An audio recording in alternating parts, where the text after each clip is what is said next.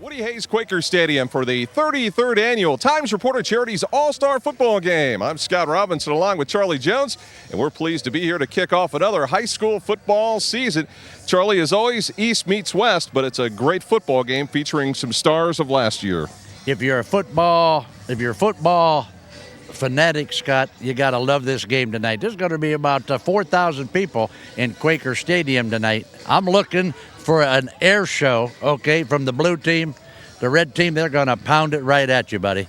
33rd meeting. I know I want to let you get in some trivia here. So what's the team score here so far? I'm going to tell you what my game preparation amounted to. I know, Scotty, that each team has won this game 16 times apiece. So tonight is the rubber match, so stay tuned, right?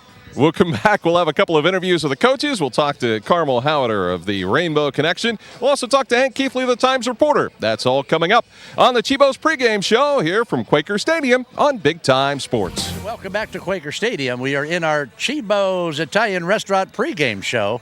This is the 33rd annual East-West All-Star Game, sponsored, of course, by our good friends at the Times Reporter. Special guest with me now during this segment is my good friend, and we do this every year in this very same spot. Every year. This is Carmel Howder, okay, who is the executive director of the Rainbow Connection. And Carmel, another nice night for some high school football. You know what? This is better than it has been. It's a little cooler tonight. It's awfully pleasant. We got a little breeze going on, and we're ready for football tonight.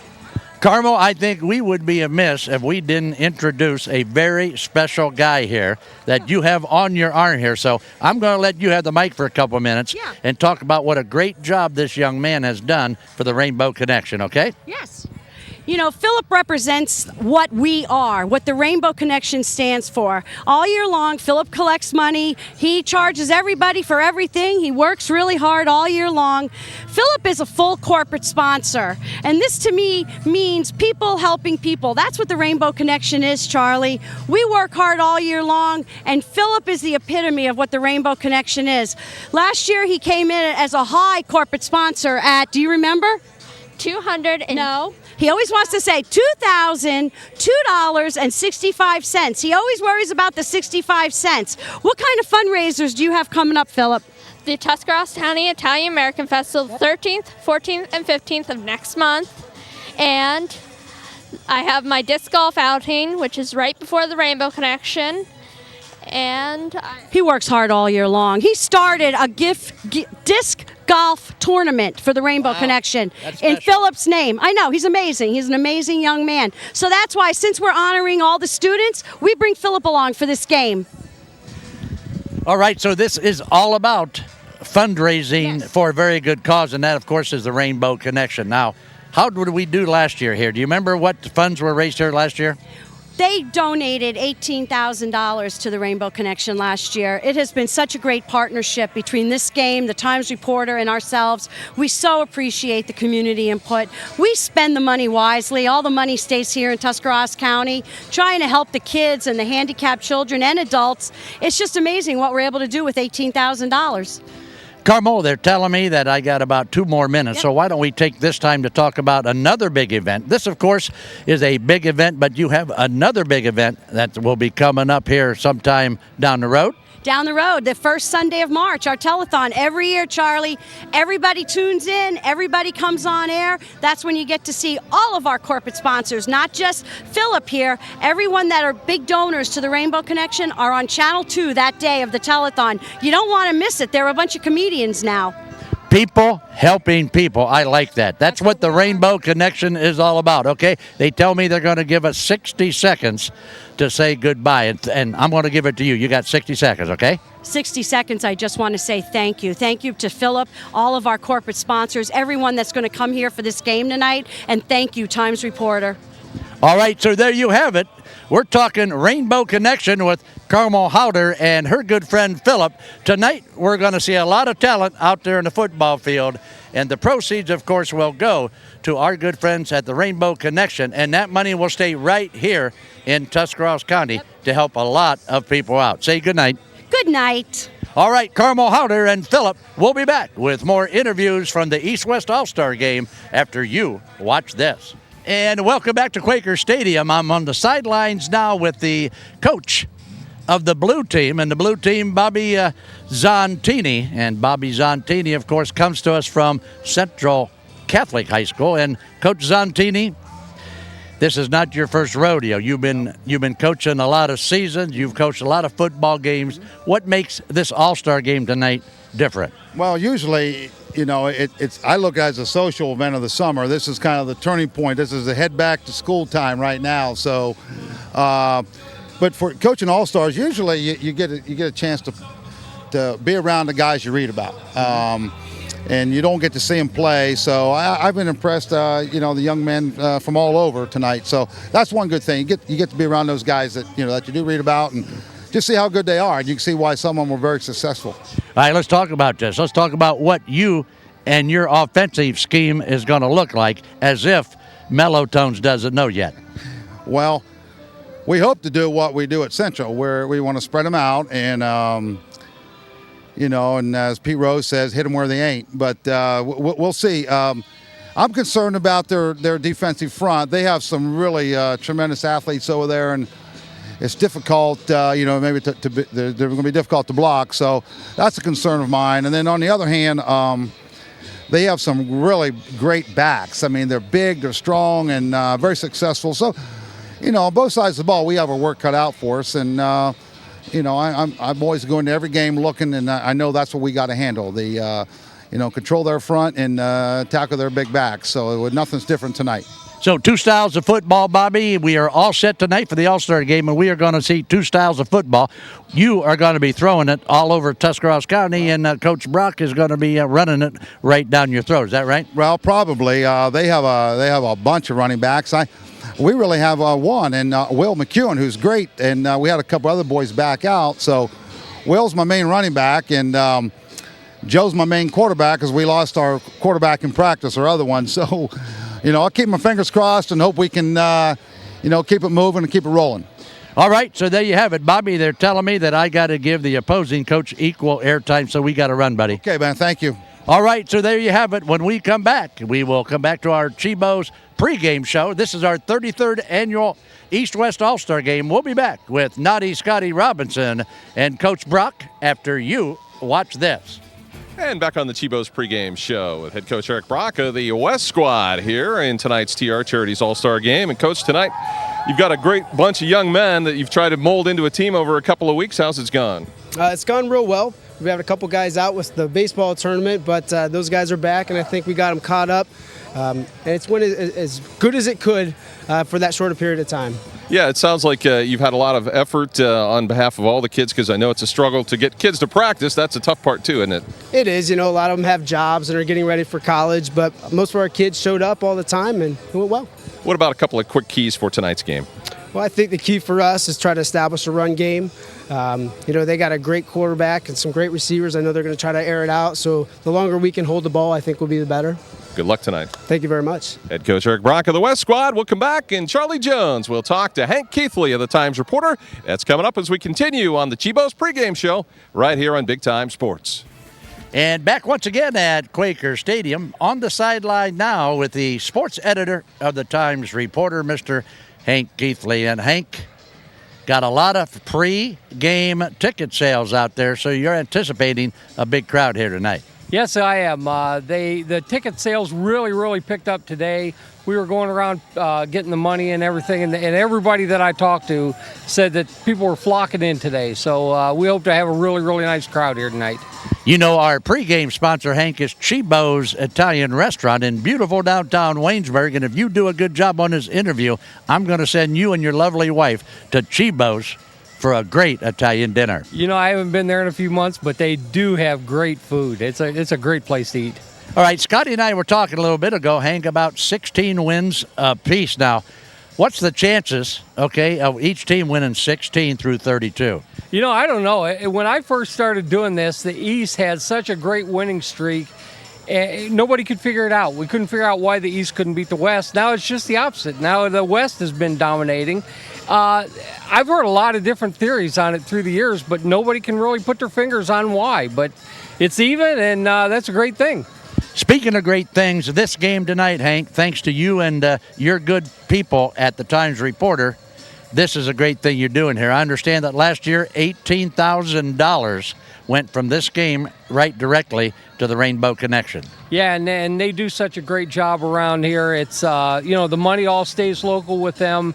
And I think our total is up to $278,000 through the years. This is the 33rd game, so we hope to just keep adding to it.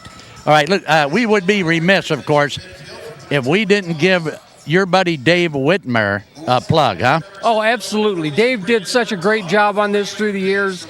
I had no idea how hard he really worked on this until I took over the job this year. And there are so many little things behind the scenes that he did, and he just made this thing seem so flawless and effortless.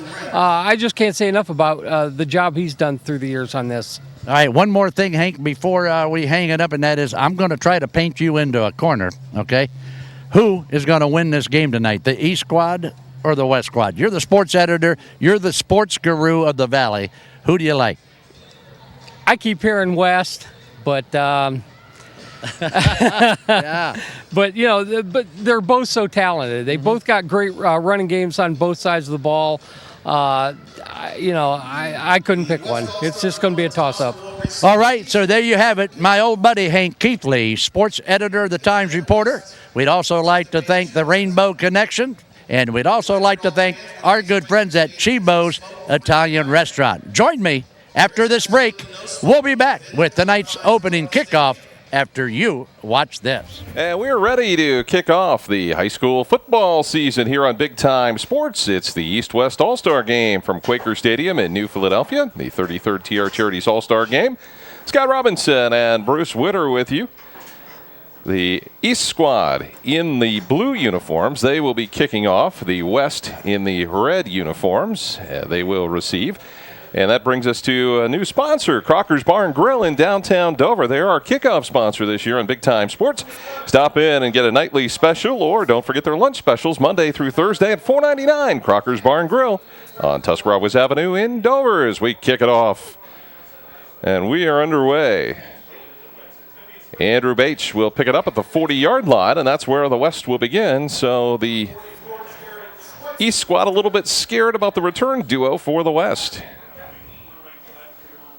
So, Bruce, we get a first look here at the West offense. We think it's going to be a running game for the West. Yeah, they're dominated by running backs Marcus Johnston of Coshocton and Jake Conrad of Ridgewood. In 2009, those two backs totaled about 4,200 yards rushing between the two of them. Well, they're going to start out of the shotgun right away. Caleb Rankin at quarterback. He'll hand it off, though, to Johnston. Johnston will have about 6 out to the 46-yard line. The receivers for the West squad, Rookie Maz, Jeremy Anderson, and James Wiggins across the line. It's Andrew Hopwood and Garrett Patterson, the two bookend tackles from Tusky Valley. Leighton Graves of Coshocton, and then the Dover duo of Cameron Casimir and Cody Gordon up front of Caleb Rankin, the quarterback. We'll set the defense here. Second down and a short 5 out of the spread formation. They hand off to Conrad over right tackle. Looks like he's going to have the first down, and the chains will move. So taking a look at the defense for the East, it's Jared Schweitzer and Andrew Leggett, Dominic Churko, and Brandon Demuth across the front line. The linebackers, Jake Howes and Corey Nelson, and Justin Wrench. The deep backs, Nick Von Allman, Zach Denham, Doug Wood, and Zane Dierich. As we're ready to go with first down and 10, just underway first quarter at Woody Hayes Quaker Stadium in New Philadelphia. Rank it out of the shotgun. In motion is Conrad. Ball lost in the backfield, picked up by Rankin, and Bruce, as you might expect, the exchange is a little sloppy. Yeah, they're going to have that problem. Coach Brock, this is his offense from Newcomers Town. He has his quarterback, but of course the running backs are not accustomed to this. And when you only have a couple weeks to prepare for something like this, particularly these spread offenses, it makes it a little more difficult. Coach Eric Brock of Newcomers Town heading up the West squad. Coach Bob Zontini of Tuscarawas Central Catholic heading the East. And it's the third time Coach Zontini's headed up a program for this ball game. Pass down across the middle, picked off. And with the first turnover.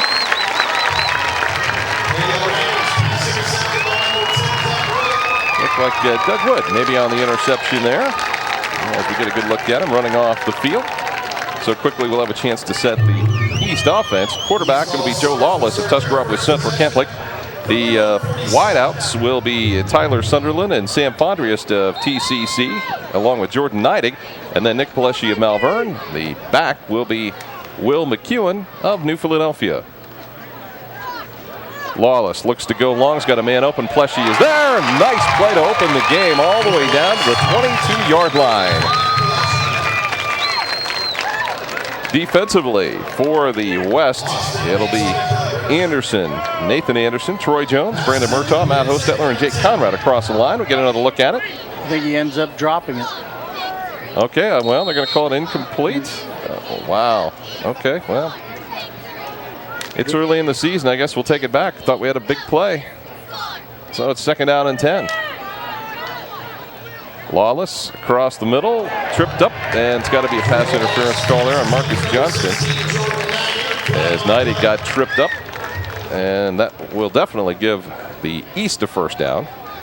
Continuing on with the defense for the West, Andrew Bates and Brandon Mackey, linebackers. The deep backs, Marcus Johnston, Logan Hubner, Austin Bates, and Colt Landis. At least that's the starting situation. And we'll see a lot of players in and out of this ball game. And interestingly enough, there are 4 players that play on the Tuscarawas County Panthers, the American Legion baseball team that won the state title. And they have hurried back to get here in time for the game, and they'll see some action.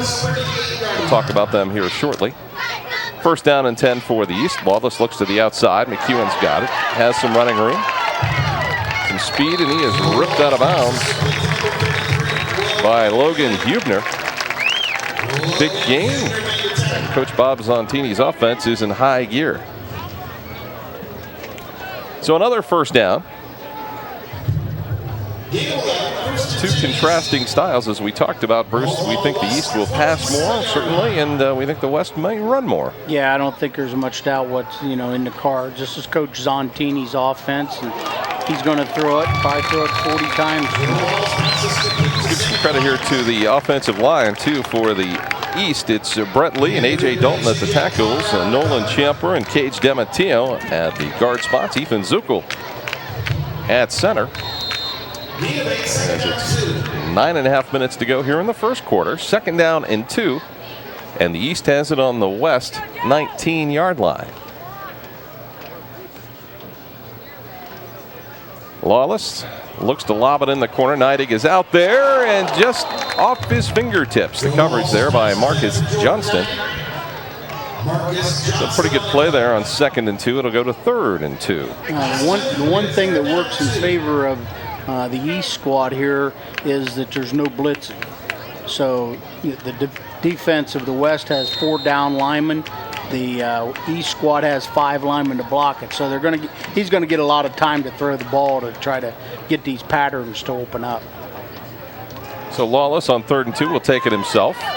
And he is going to be stopped short of the 1st down. Tackle there by Jake Conrad. And it will be 4th down.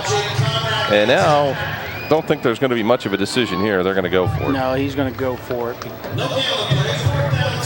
Well, you've got a Will McEwen in the backfield. I guess I'm a little surprised they didn't try that. But, Lawless is the quarterback. It takes one equation out of there with the handoff, chance of a turnover. Right. I mean, these spread offenses, you might see that little swing pass. It's almost like a pitch and run with McEwen and so McEwen's going to take it himself here. Straight ahead, he's met hard. He's going to be short of the 1st down, and the East defense will hold. Or rather, the West defense will hold. Looked like Andrew Bates might have been in there to make the stop. And that specialty play did not work. The West will get it back. Almost like an old single wing running play there. Direct snap to the tailback and try to run a little trap play up inside and didn't pick it up. So 1st down and 10 for the West. The West captains tonight, Brandon Murtaugh and Andrew Bates, both of Dover High School. Marcus Johnston of Coshocton and Jake Conrad of Ridgewood. Caleb Rankin, the handoff to Johnston. Works it to the outside. Johnston with a big running room to the right side. and knocked out of bounds just short of midfield at the 46-yard line. A big gain of about 27 yards. Well, 22 yards, rather. Had my yard lines mixed up, which it's early in the season. Lots of speed here on the perimeter. A little juke inside. And if he gets that corner, he's going to be tough to catch. Johnston had a big couple of years for the Redskins, and you can see why. They rushed for 2,243 yards last year. It was Brennan Mills. Claymont took him out of bounds on the far side. First down and 10. The handoff to James Wiggins. And Wiggins into the East territory at about the 46-yard line. So a nice gain of about 8. It'll be second down and 2. The captains for the East squad tonight, Joe Lawless of Central Catholic, Will McEwen of New Philadelphia, Dominic Churko of Malvern, and Justin Wrench of Indian Valley. This game's kind of setting up like we talked about earlier. The West has thrown one pass, it got intercepted, so now they're going to run the ball. The East threw the ball all the time, tried to run it twice for first down, couldn't get it, so you're going to see them throw the ball all the time. Rankin couldn't quite handle the snap, stumbled and lost a yard maybe. You know, we talked about the Tuscarawas County American Legion team. It's Ian Drapcho and Marcus Mammarella of Dover, Brennan Mills of Claymont, and Trent Bird of New Philadelphia all played in that title game today and hustled back to get back for this game. They had a commitment to their team here. Certainly we want to wish them the best of luck as they move forward into a national round now in Illinois next week. Third down and 3. The handoff out of the eye to Johnston, and he is close to the first down and looks like he might have it. So it is a first down. We'll also give some credit to our officials tonight. Referee Mike Suttoff, a good friend. Umpire Bill Hildebrand, linesman Jim Blickensderfer, the line judge Chad Cunningham, the side judge Mike Rittenauer, the back judge Terry Leggett, and the field judge Steve Rippeth, all, of course, donating their time tonight. So first down and 10 for the West, as they've been pretty strong running the football here. Matter of fact, I don't believe they've tried a pass yet. The first one, they got intercepted.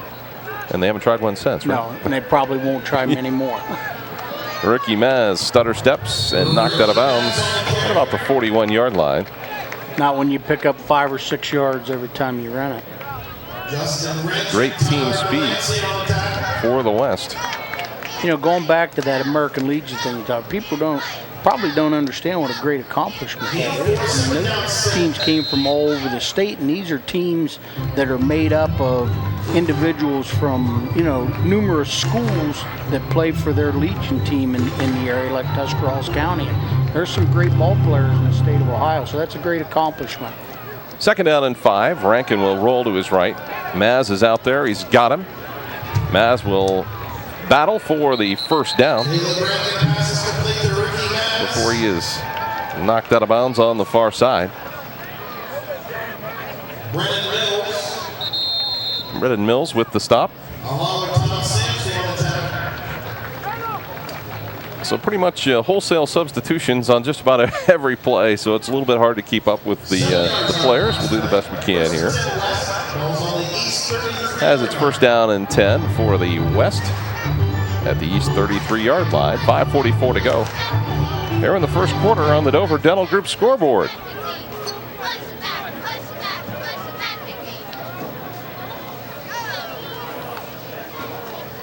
Rankin, the handoff to Johnston, has some running room, jukes to the outside, and down inside of the 25-yard line. Another nice gain on first down. Some very nice moves there. He was kind of stopped at the line of scrimmage, made a couple stutter steps, and picked up 9 yards.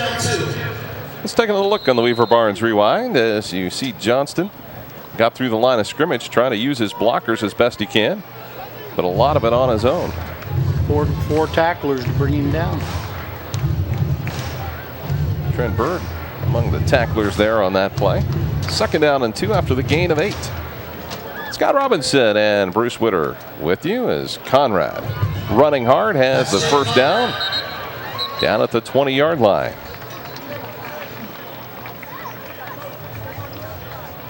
So a nice run keeps the chains moving. As the West, nice drive here. That's a tough thing. You let Conrad come off of that wing position like that, and he's already got a full head of steam when he gets the ball. And 185, 190 pounds, running full steam already. He's tough to bring down. That was almost like you in your prime. Yeah, prime rib maybe. If I didn't do that to you, Charlie would. Charlie beats you up pretty bad. Rankin is going to pull it down, run it himself. Nice move to the outside, but could not get away from the final tackler there, and still picked up about 6.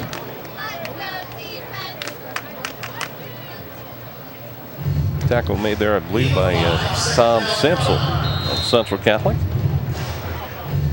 2nd down and 4. West trying to become the first team to draw blood here in the first quarter. We've pretty much eaten up most of the first quarter. We're only 3 minutes and a half left here in the first quarter and no score. So Rankin, the handoff around the right side to Brandon Mackey of West Holmes, and he'll have another first down. Chains will move again. So the West game plan of Eric Brock, they're keeping the high-powered East offense off the field. So it's worked to perfection here in this first quarter. And they're running. Here's a kid from West Holmes, 220 pounds now running the ball. So these guys get full head of steam. You got speed out there with Marcus Johnston. And 1st and goal. And Johnston down about the 6-yard line as that tackle made by Nick Barrow. They're just grinding out 5 or 6 yards every time they run the football now. Eating up the clock and grinding it out. Now, do you have a chance to coach? I think I asked you this last year. You had a chance to coach in this game, didn't you? Yeah, I coached in 1979, that game. Art Tyner was the head coach of the squad. That was a great privilege. Had some great players, and played for us in that game. 2nd down and goal. Johnston off right tackle, and he's in for the touchdown. A 6-yard run.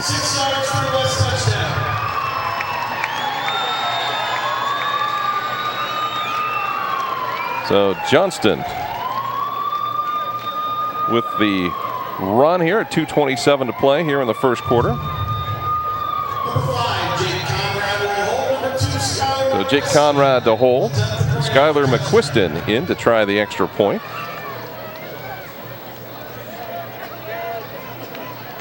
So good snap. Kick is up, and the kick is just over the crossbar. So it makes it 7-0. The West leading the East. And the East is going to have to come from behind here in this one. As boy, you look at some of the game MVPs over the last 33 years, there's a lot of familiar names. A lot of great coaches have coached in this game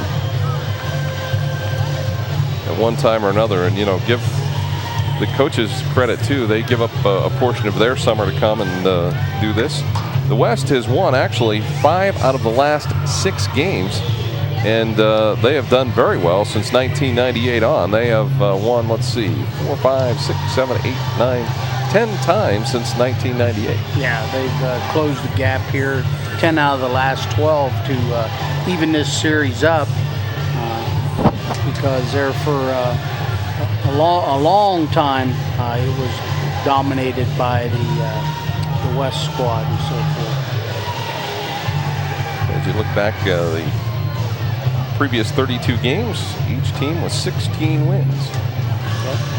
East early on, and now the West here in the past, like you said, the past 12 games. Going back to when I coached, it was a little different in the sense that we had 4 coaches, and they were all head coaches from the teams. Now the head coach usually brings along most of his assistants because it's a little easier because you practice, at wherever the head coach is team is and so forth. But I remember back. The head coach at Jewett Scio was there, as long as and the head coach for Canaan Valley, Red Higginbottom, also coached with us on that East squad. We had some great players, Larry Mills, I can remember, and Bill Murray and John Borsellino, just to name a few. So the West ready to kick it away. They lead it 7-0. Beautiful night for football. It was a little cloudy early on. Looked like some threatening skies, but those have gone away. And a nice kick. It's going to be fielded by the East, and they'll go out to the 20-yard line. I think the MVP that year was Joe Fergas, the quarterback from Played at Central Catholic. Central Catholic. He was the MVP for our team that year. I think we won like 13-0. It was a low-scoring blowout, defensive, yeah. type of thing. I want to remind you, too, the Tuscarawas Football Officials Association will be holding classes for individuals interested in becoming an OHSAA licensed certified football official. For more information, call Mike Sudduth at 330-343-7551. Flawless to the outside to McEwen, and wrapped up there nicely by the West Colt Landis. The officiating classes begin August 16th at the Tuscarora Park Pavilion, beginning at 5:30. Cost is $55. So a little bit of a hurry up here for the East squad, as we're down under 2 minutes to go here in the first quarter. Lawless with 5 wideouts in the pattern. Now go down the middle of the field, intercepted by Andrew Bache. And Bache gives the West some great field position, and he has been outstanding here in this first quarter of action, but there is a penalty flag down. Let's see what that's all about. If it's on the West, it may come back. If it's on the East, the play will stand.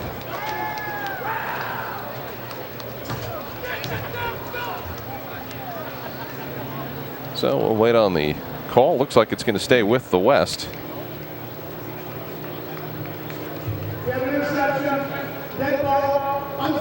And unsportsmanlike conduct against the East after the interception, and also against the West. So not shocking. That's pretty typical of this game. The old no harm, no foul. Pat each other on the butt and let's go play. There have been some incidents in this game over the years. Fortunately, that's been controlled now. And as much as these are still guys that played against, I mean, you got Dover on one side, Philly on one side. You know, you still got those rivalries. Doesn't make any difference whether it's East or West or not. Yeah, that's. Yeah, you got all competitive players. That's what you have to remember too. Is Johnston ahead to about the 36-yard line? They wouldn't be here if they weren't competitive players. That's what I always like. You know, like Coach Zonti says, "Oh, we're here. We're going to have some fun." You know, he wants to win. That's just the way he is. That's the way all the coaches are. That's exactly. Yeah. If they weren't, they wouldn't be in coaching.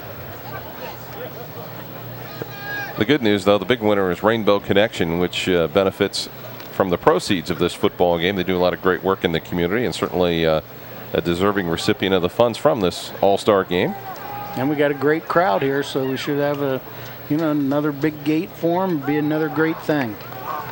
To the outside, Maz makes a couple of moves. He'll end up short of the first down. We do have a new quarterback in for the West, and that is Nick Barr of Tusky Valley. A.J. Dalton on the stop for the East as we start to wind this quarter down with the West leading at 7-0.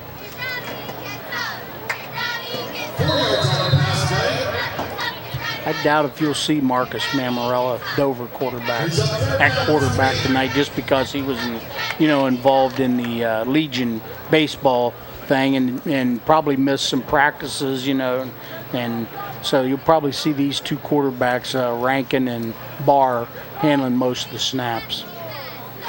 The handoff to Johnston straight ahead. He's going to be close to the first down, and looks like he's going to have it. As the chains will move. West has been very impressive here in this first quarter, but how many times have we seen one team jump out to maybe a couple of touchdowns ahead, and then suddenly the momentum swings the other way? Swings the other way. you need something to happen in one of these games. You know, a fumble, an interception return, punt return, you know, anything like that, and that can swing momentum in a hurry. Well, that is going to wrap up the first quarter here. Woody Hayes Quaker Stadium with the West leading the East 7-0. Stay with us. Come back for more in a moment here on Big Time Sports. Ready to go with second quarter action. The West leading at 7-0 over the East, and the West on the move. The double handoff, Conrad to Maz. They try and set up a play. Maz gets a block, gets to the outside, slips a tackle, and is down near the first down marker at about the 19-yard line. Nice play. Yes, it was. Very well set up, very well run to open the second quarter, and you know, picked up about 9 yards off of it. You know, the West has just dominated the first quarter. They rushed for almost 100 yards there in the first quarter, and Coach Zontini's biggest fears, like he said in the pregame, he was worried about their big D front and, of course, the running game. And this running game has just dominated this game so far. Well, you got some big horses up front for the West, and they have opened some nice holes. The East has tried to pass a couple of times, and they've already picked up 2 interceptions. Nick Barr buried back at the 29-yard line. Jared Schweitzer there along with Brett Lee and Nick Barrow. So a loss of 9, third down and 11, and the ball back at the 29-yard line.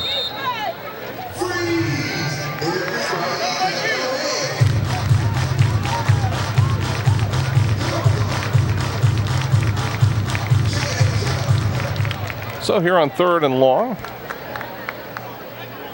the West will send 3 receivers wide to the left. They'll keep Johnston in the backfield. And we'll see what they decide to do. Barr in trouble, has the ball deflected, and are they going to call it an incomplete pass or a fumble? Looks like they want to call it a fumble, and they do. The East will get the football back. Hard to tell from our vantage point. Judgment call. Let's take another look.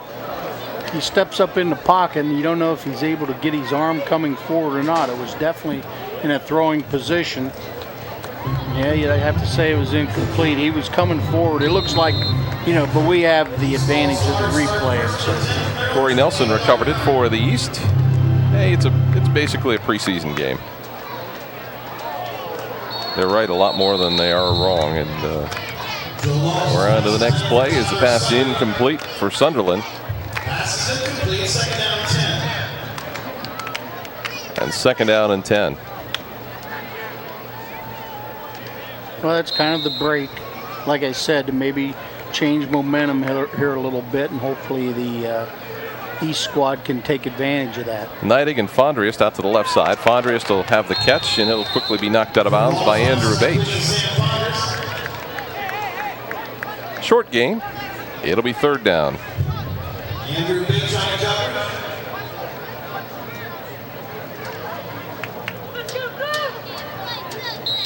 I want to talk to you a little bit about the regular schedule for Big Time Sports for the high school season. Lawless out of the shotgun to the outside, Fondriest. And he is going to have the first down, I believe, based on the spot.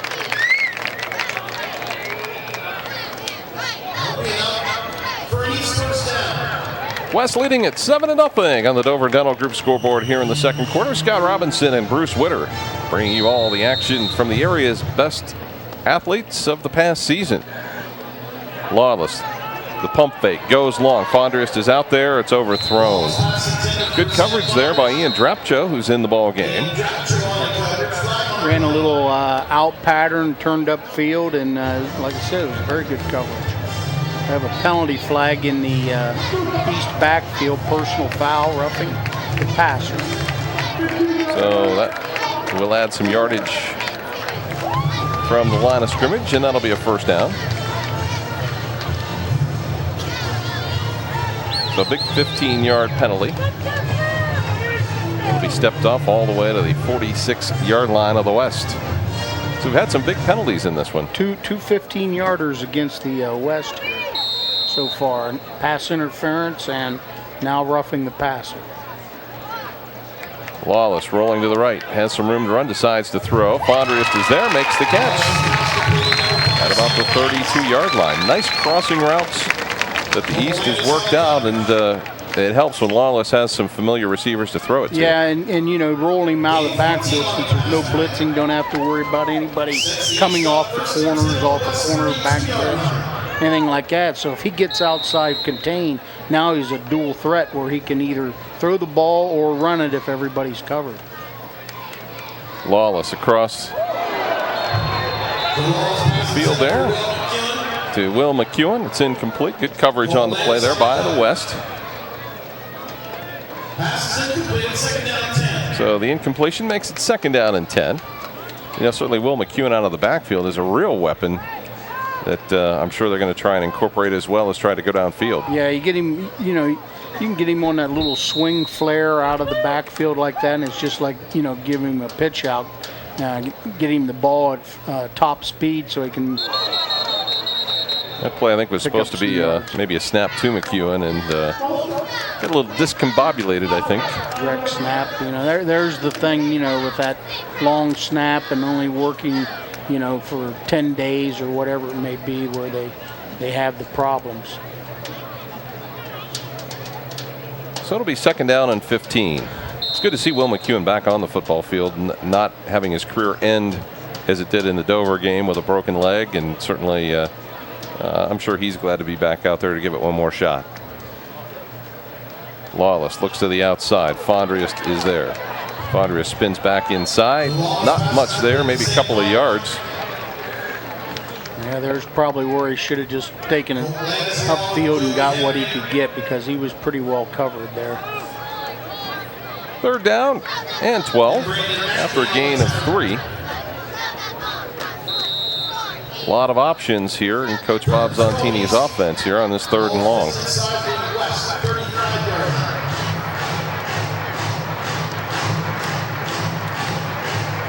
Out of the backfield to McEwen. Has some running room, but then quickly slugged up inside there. As Andrew Bates is there, also Colt Landis for the West. It's that little swing pass we were talking about, and picked up 7 yards on it. Puts him in a position where now he, you know, has a, you know, a makeable chance at a 1st down here on 4th down. Going to go for it. It is an all-star game. Lawless rolling to his left. Downfield, Fondriest is there off his fingertips and out of bounds. So the ball will revert back to the West.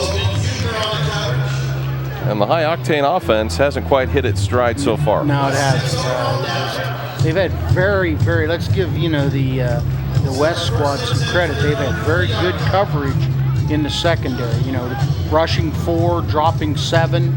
You know, like I talked about, you know, having the 5 offensive linemen on 4 defensive linemen. Well, it works the other way.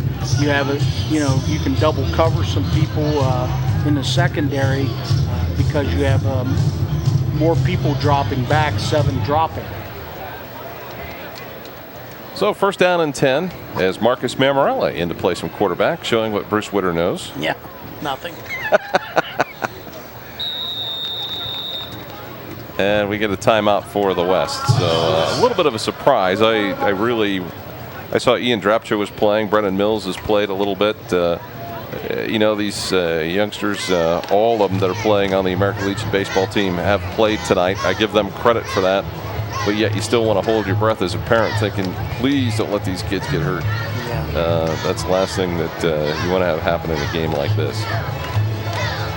So let's take a look at the Big Time Sports football schedule for this fall. We open up on Thursday night, the 26th of August. It's Carrollton at Dover. There's a good buddy there. And that's Carrollton at Dover. On the 27th, it's Canton Central Catholic at New Philadelphia. The following week, Labor Day weekend, we've got Indian Valley at Claymont. So that's a pretty good start. Then the following week should be a big one as Canfield is at Dover. So that's a pretty good start to the first half of the football season. We'll have a couple of away games this year. We'll be traveling to Shockton and also be traveling to Cambridge.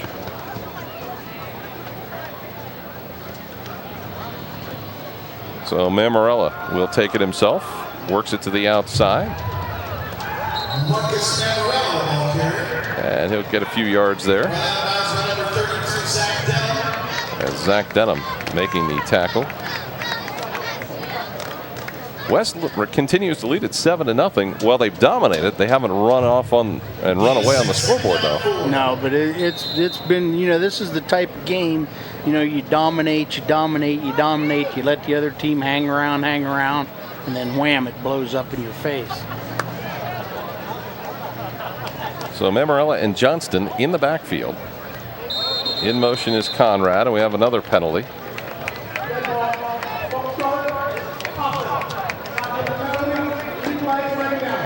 And the officials in mid-season form throwing the flags. Well, I mean, here's, you know, you got guys in motion, new offenses for some people. Once again, we talked about Mamarella probably not getting nearly as many snaps throughout the course of the practice time as what Rankin and Barr got. So, you know, maybe his cadence are a little different. You never know, you know, exactly what the problem is in all-star games in particular. 7:45 to go, second quarter. Coming up at halftime, we'll have the Big Jim's Burgers and More halftime report. Certainly glad to have Big Jim back with us for another season on Big Time Sports. As Mamarella takes the snap, rolling to his right. Looks to pass, has it intercepted. Brendan Demuth, the Central Catholic product, picks up the interception, and the East in business at about the 34-yard line of the West. That's the third turnover for the West here in the first half. Even though they've dominated play, 3 turnovers, and you know the East still in the ball game. All they got to do is score and possibly go in tied up at halftime. There we take a look at it. That's the big interception. That's huge. As the East with another chance here, good field position. A handoff to McEwen. He's got some running room. Penalty flag down again. So that one may come back.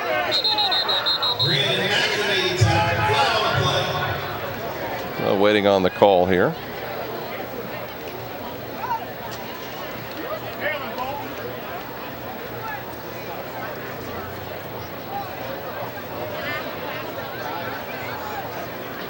So we await the call. Flag is going to be picked up, and the play will stand. No flag play. Gain of 3, second down, 7.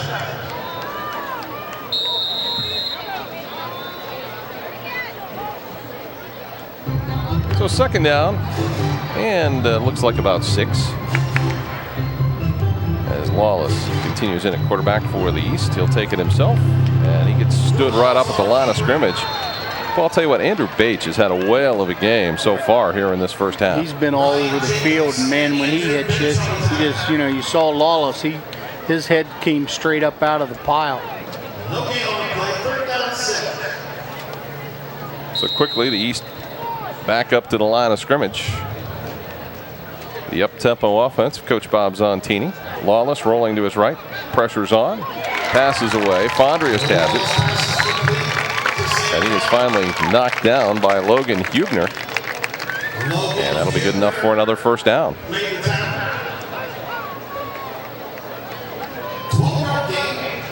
So a gain of 12 on the pass play from Lawless to Fondrias.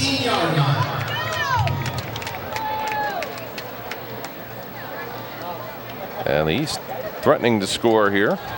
We've got a couple opportunities for both teams, really. Yeah, but you know, it's just like we talked about. We've talked about the, you know, the West dominating the football game with their rushing. Now here's the East ready to score and tie the ball game up. McEwen, inside tackle, right side, and not much there. Gain of maybe a couple. Second down and 8. Defense just seems to be a tick ahead of the offense. Yeah, and that's kind of a little bit surprising with the, you know, when you can't, like we said, can't blitz or anything like that. So it's just kind of, you know, who's the man in the trenches tonight. Lawless with a series of hand signals to his receivers. On second down and 9 from the 17. Lawless looks to go to the far corner. Man out there. Touchdown to Jordan Neidig.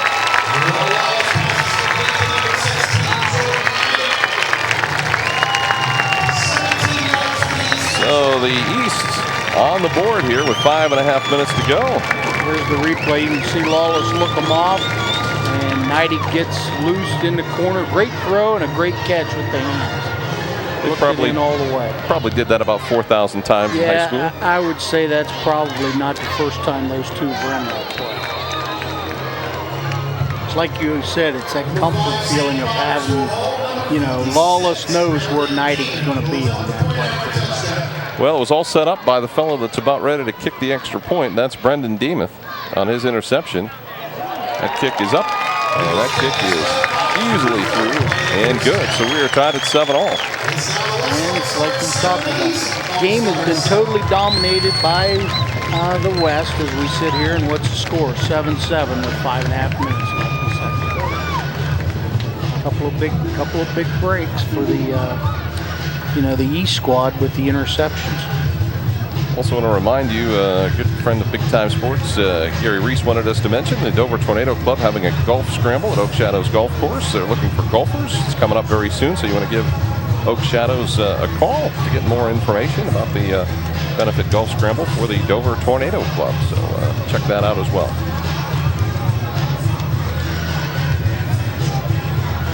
So the East, little momentum here as we head toward halftime.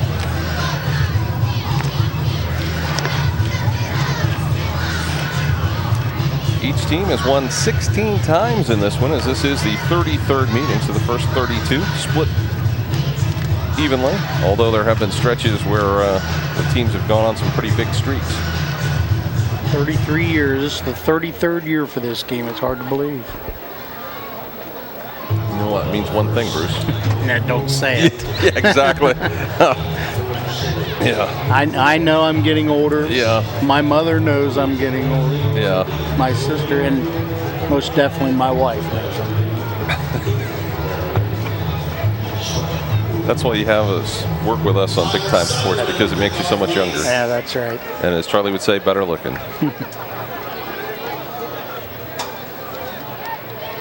So the East ready to kick it away.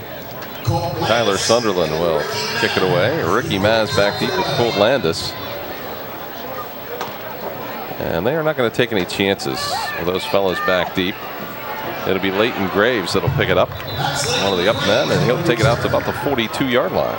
Good field position here. 5.5 minutes left. If the West can keep from making a mistake, they have plenty of time to put a score on the board before halftime. We also want to say thanks to Crocker's Bar and Grill on Tuscarawas Avenue in Dover for sponsoring the kickoff for this year's football season. They've got some great specials. They've got Angus steaks, locally raised fresh beef, never frozen, available anytime. They've also got nightly specials. And don't forget lunch specials Monday through Thursday for just $4.99. The special next Thursday night, pork tenderloin steaks. So sounds great. Stop in at Crocker's Bar and Grill in downtown Dover. Around the left side is James Wiggins. He'll get a couple of yards. With a 45 out to around the 46-yard line. So we'll call it a gain of 4, second down and 6. Gain of 4, second down, 6.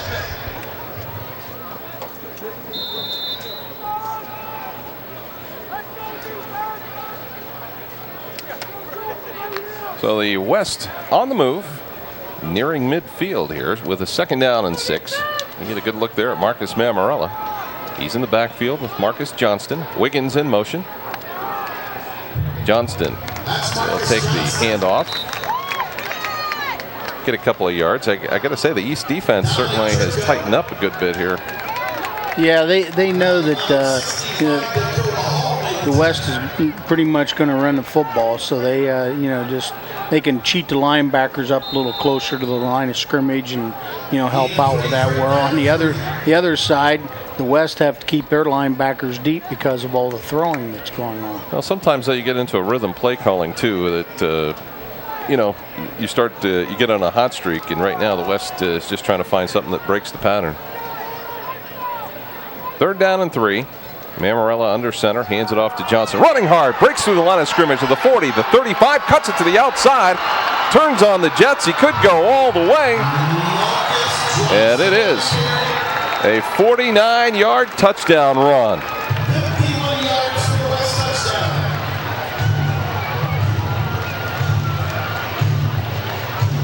So we talked about the big play. There it is, a simple 3rd and 3, and they busted big. Yeah, first time we've seen him with quarterback under center in the I formation, trying to pick up the first down, and you hand it back to a great runner like this kid is, and he makes things happen, and that's just exactly what he did there. So McQuiston on to try the extra point. Conrad will hold. McQuiston's kick is up, and that is good. So it is 14-7 with 3:54 to go here before halftime. And boy, I'll tell you what, that's pretty good by the West. They suddenly come back. The East seizes the momentum. The West comes back, and bang, they're in the end zone. Well, it's like we said. You talked about the East not wanting to kick the ball deep to the West return men. They kick that little squib type kick. Great field position. 3 plays later, they're in the end zone. 51-yard run there by Marcus Johnston, but as we look at the records, it's a long way from the longest run in this game, which is still held by Carl Wickersham from Carrollton, who had a 72-yard run from scrimmage back in 2001. It's amazing how you have a photographic memory. I know. I amaze myself. So the East will receive back deep. For the East will be Will McEwen and Brennan Mills. There's plenty of time, 4 minutes left in the second quarter for the East to come right back because of the fact they'll throw the football most of the time. So McQuiston ready to kick it away, with the West leading it 14-7. One thing about this, when you have some kick coverage teams, you've got some pretty good players out there that are trying to stop you. McEwen gets trapped out to about the 26-yard line, and then he ran into 3 red jerseys there, and that was the end of that. Brandon Murtaugh and Brian Conrad made the tackle. So the East ready to go. They don't waste any time. No, a lot of this call is called in from the sidelines to Lawless, quarterback, and you've seen him give the hand signals, and he's calling some plays there, without being in the huddle. Lawless lobs it out into the corner. Flat pass deflected there by Colt Landis. It was intended for Fondriest. And it'll be 2nd down and 10. Second down, 10.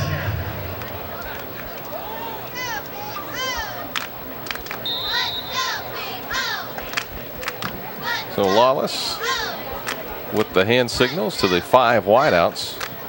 McEwen in the slot to the right side. And look out to the left. Sunderland is there. Sunderland knocked out of bounds there by Jake Conrad. Gain of about 6 or 7. It'll be 3rd down.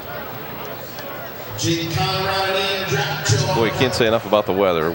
I was really concerned a little bit before kickoff tonight. It did not look particularly promising, but it has turned out to be another nice night. Yeah, beautiful night. And the concern was whether we're going to have that heat that we've had for the last month, that they practiced in and so forth. But it turned out to be a good night to play.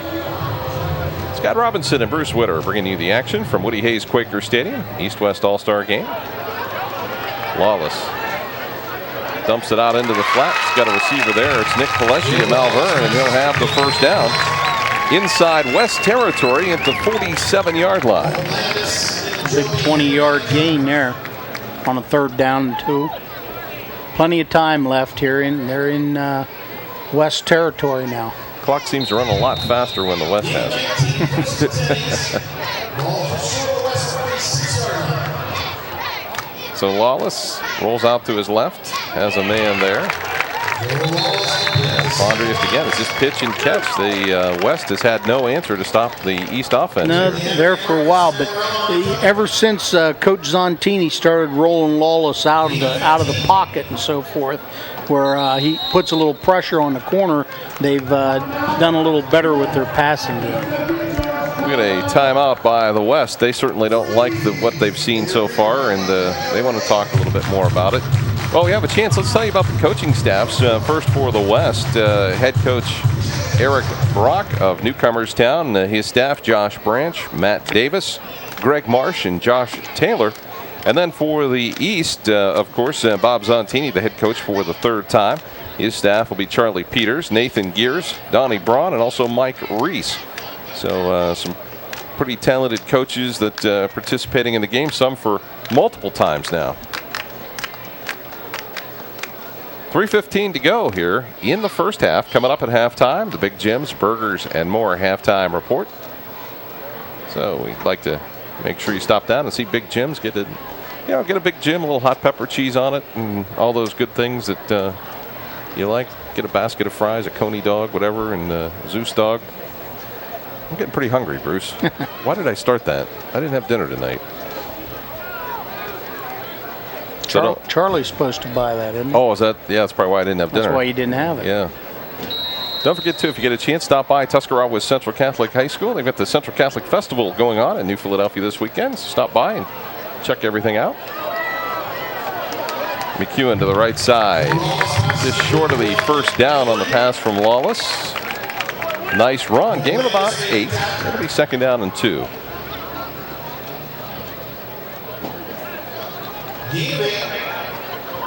Second down,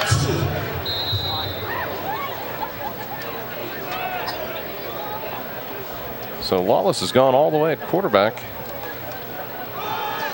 McEwen straight ahead. He'll have the first down and more. And that's, boy, we see him do that for New Philadelphia a lot when he needed that extra yardage.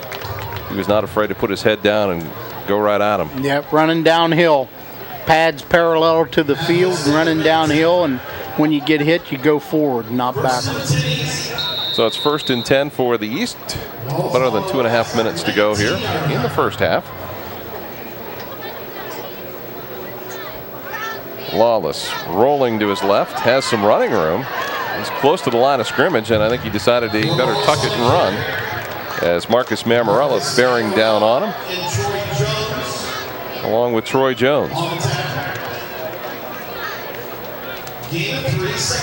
Plenty of time. We really don't need to be in a hurry, but that's just the flow of their offense. Yeah, and he's even got 3 timeouts left too, so they got all kinds of time. 14-7, the West leading the East looking to attack. Jordan Neidig has it again, and he is going to be stopped at about the 11-yard line, just short of the first down. Neidig has the touchdown pass from Lawless already here in the second quarter. These have not been particularly difficult passes for Lawless to throw. No, a lot of short stuff. He hasn't gone downfield any deeper than 10 yards at the most. Everything's just short. Hit him and let him run with it. Lawless is going to take it himself and is popped out of bounds there by Ian Grapcho, the Dover High School. That was a great fake to McEwen. Everybody expected him to get the football to get the first down, and it was a great fake and run.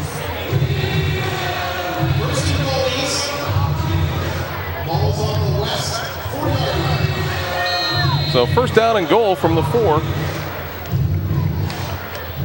Good news for the East, they can run the clock down, so the West might not have much of a chance here as well. So 5 wideouts. Lawless rolling to his right. He's got a man wide open in the corner. Fondriest has got a touchdown for the East. So a game that just kind of plodded along for a quarter and a half at 7-0 is now 14, probably 14-14 going in at halftime. Let's take a look at it on the Weaver Barnes Rewind. He rolls out of the pocket, pulls up, good throw on the out pattern. just was almost too easy. Demas, extra point attempt, and that is no good. It's wide to the left. And that makes it 14-13 with 1:17 to go, first half.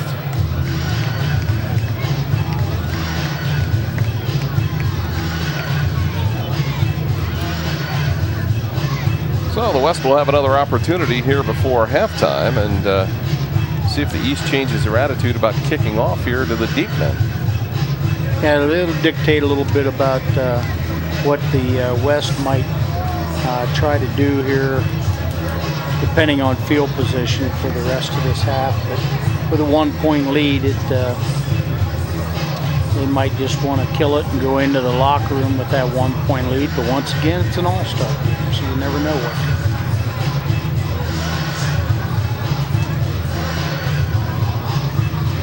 So a great night for football. Charity, the big winner, is the Rainbow Connection, receiving the proceeds from this one. Nice crowd on hand, and really the crowds are starting to pick up over the last few years. They really have picked up in nice turnouts. Yeah, you see all the different school colors, the people with their, different school attire on, supporting their schools, and so you see I see Ed Henry in the stands. Ed's not going to coach this year, and that's the first time for a long time for him, so it's going to be kind of different. He's going to be sitting in the stands watching this year rather than pacing the sidelines. Sunderland kicks it off. Down the middle to Leighton Graves again to the 30, the 35, the 40, 45.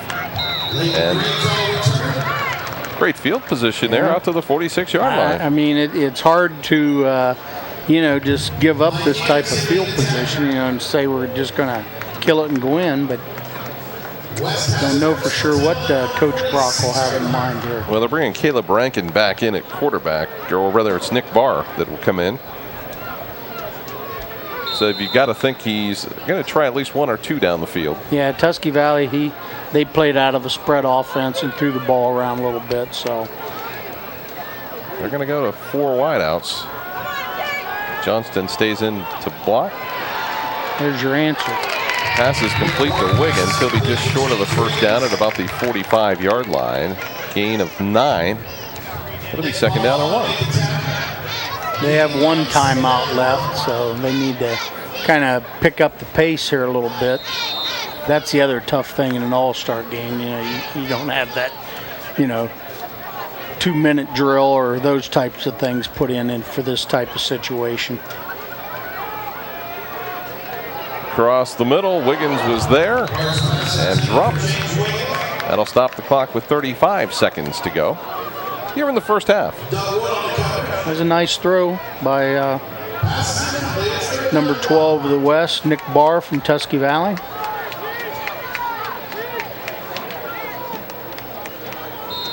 (14-13), the West leading the East on the Dover Dental Group scoreboard here in the 33rd Times Reporter Charities All-Star Football game.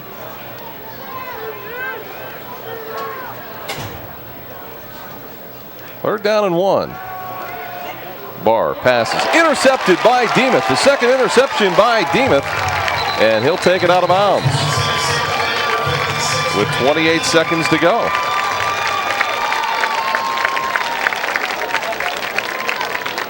So now, another scenario that the East might have another chance.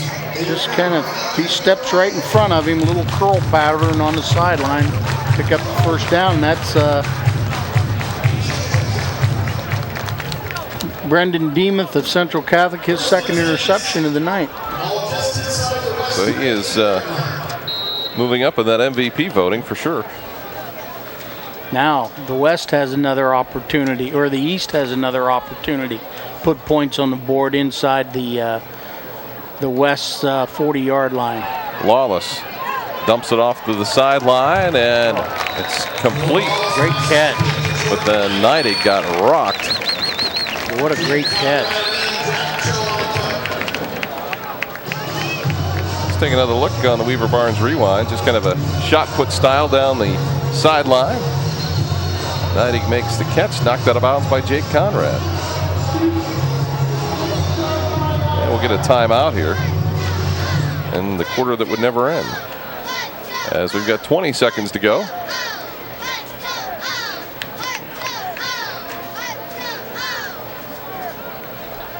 So Coach Bob Zontini wants to set up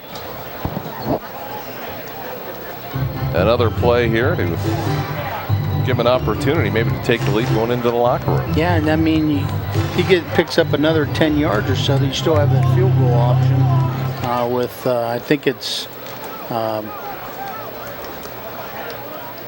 DeMuth is the kicker. Demuth, right. Demuth is the kicker, so I mean, there's that option in there as well. Try to give them the lead going in at halftime. They've got time for at least 2, maybe 3 plays here. Yeah, out of this offense, I mean, and they got 2 timeouts too, so Lawless. That's what they can't have. In trouble and sacked, which will bring another timeout. Joe Lawless sacked by number 58, Matt Hostetler. Matt Hostetler of Garraway with the sack of Lawless. That ran 7 seconds off the clock. So it looks like, I believe they have 1 more timeout remaining. Luckily, he had 2 timeouts, so you can kill the clock. And still time for 2, maybe 3 plays. Through halftime. So at halftime, you will get some concessions. So the clock at this point, just enough time for a couple of plays here. The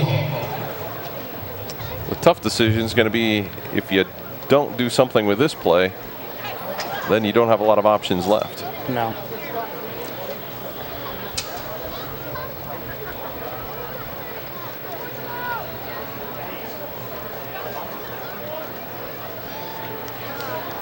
So 2nd down and 10. Lawless with Will McEwen in the backfield. Paleshi, Fondriest, Neidig, and Sunderland, the receivers for the East. They're going to go for it all as Fondriest out there in the end zone. Touchdown. What a great catch and throw there. 24-yard touchdown pass. Talking about momentum. And that's the second connection between Lawless and Fondriest. And that comes with just 8 seconds to go here in the half. A first quarter and part of the down to the 5:34 mark of the second quarter. It was a 7-0 game. 7-0, yes. Now posted possibly 28 points here in the last part of the second quarter. They're going to go to 2 to try to put it to 21 in a 7-point game. So 19-14 with the 2-point conversion attempt to come here.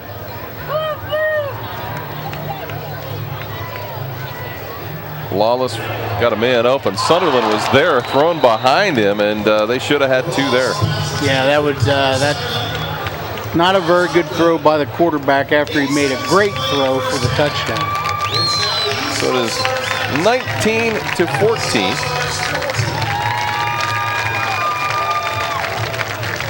So we still have a kickoff yet to come, and possibly another play for the West.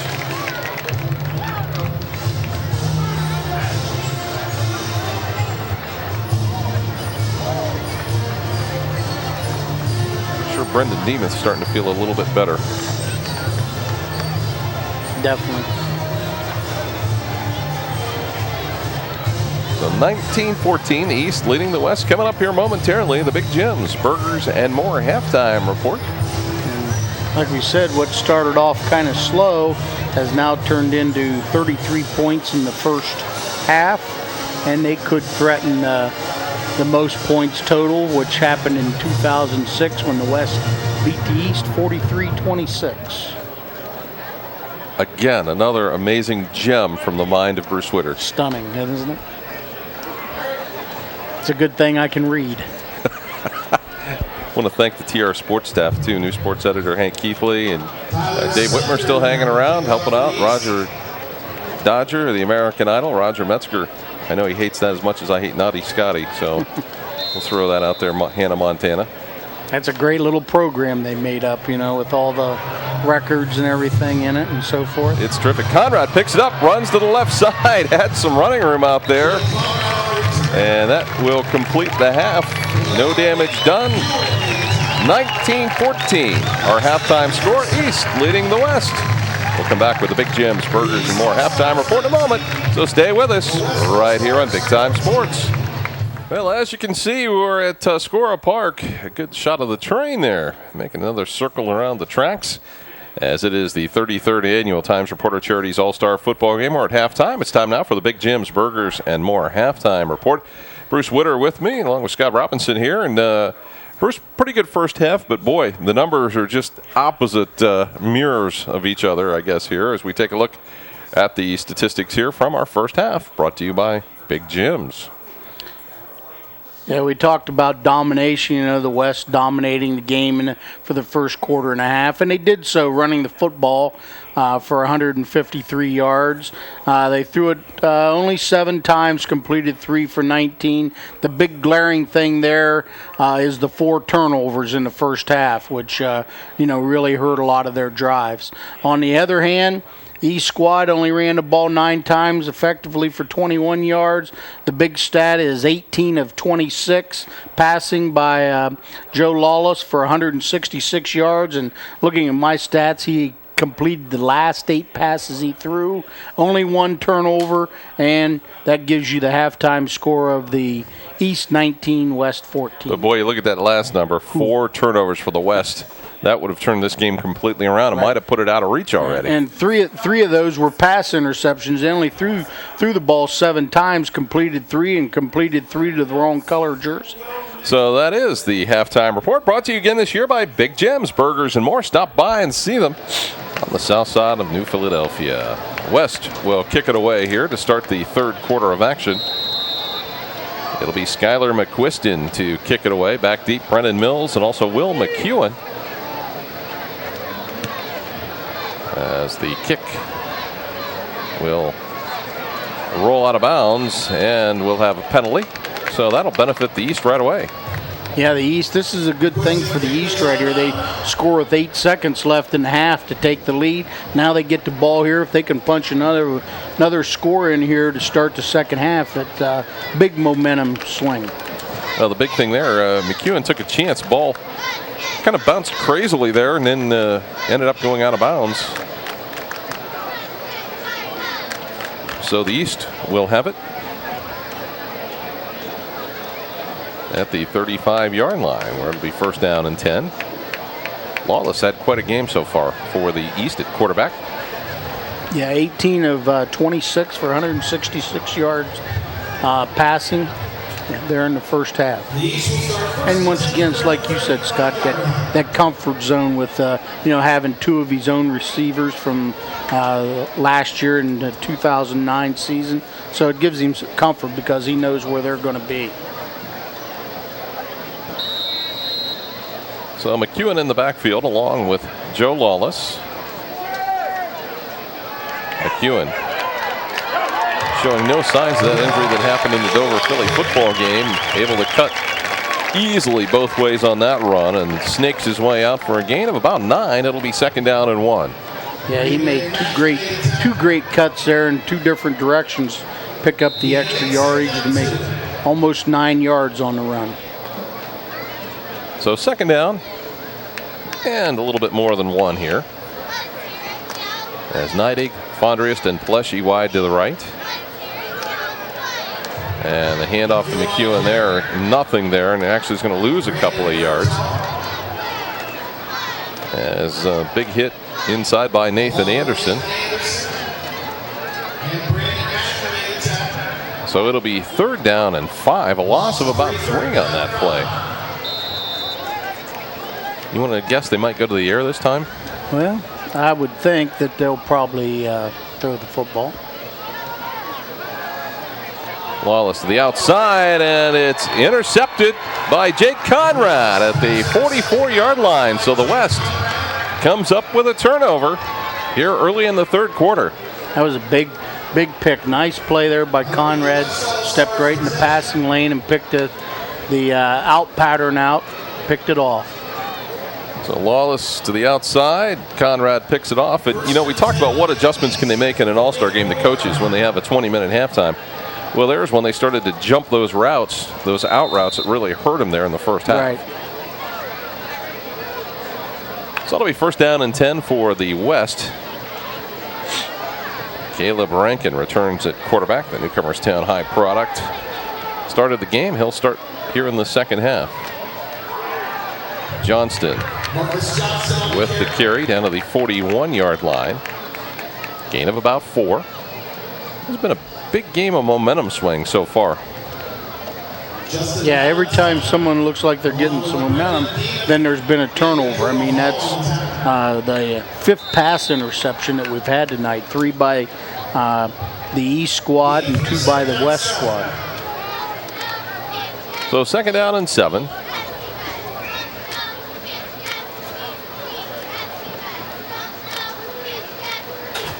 A handoff again to Johnston. He'll pick his holes, and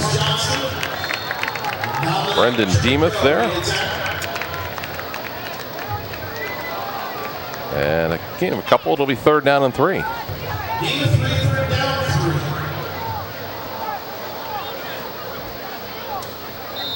So you get a look at Dominic Chirko from Malvern. Big fella blocked in the middle for the East defense.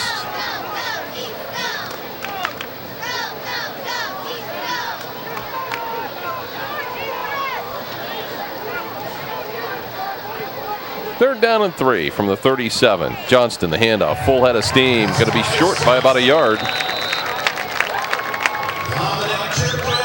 As Dominic Chirko gets in there, makes the stop. So did his job there, stopped the run. And it's fourth down. You know, regular season, you might think about punting the football here, but now it's all systems are go. Yeah, the West squad needs to get things back on their side, so that they're going to go for it here. They figured with the power running game that they have, that shouldn't be a problem. They're going to go to the eye this time. Rankin under center. The handoff to Johnston, and this time he got nailed pretty good once he got past the line of scrimmage, but it was good enough for the first down before the tackle made by Justin Wrench of Indian Valley. So the 5-yard gain gives him a first down and 10 just inside the 30 with 9.5 minutes to go here in the third quarter. Yeah, you're getting that I formation. You got big back in front of you and Brandon Mackey, 220 pounds to kick out that defensive end. You can run up inside a lot.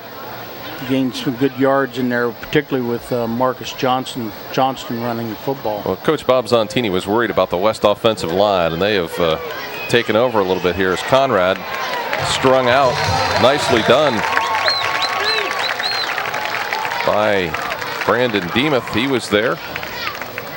Also there for the East was Trenton Bird.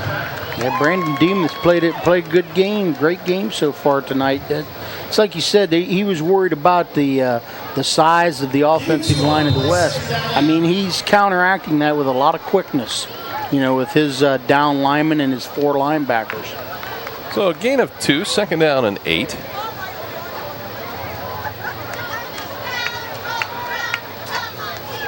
Out of the shotgun, Rankin will have it. They look to pass again, and this one is complete to Wiggins, and Wiggins is going to be knocked out of bounds around the 21-yard line.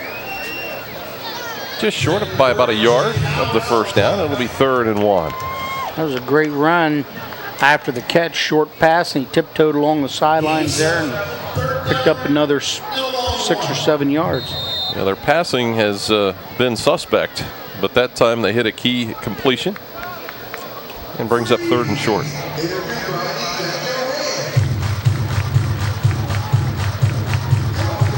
Maz and Wiggins wide to the right side. In motion is Wiggins to the left. Rankin will take it himself. Sticks his head down, has the first down. A lot of motion on that play. And it was enough to squeeze out a couple of yards to get the first down.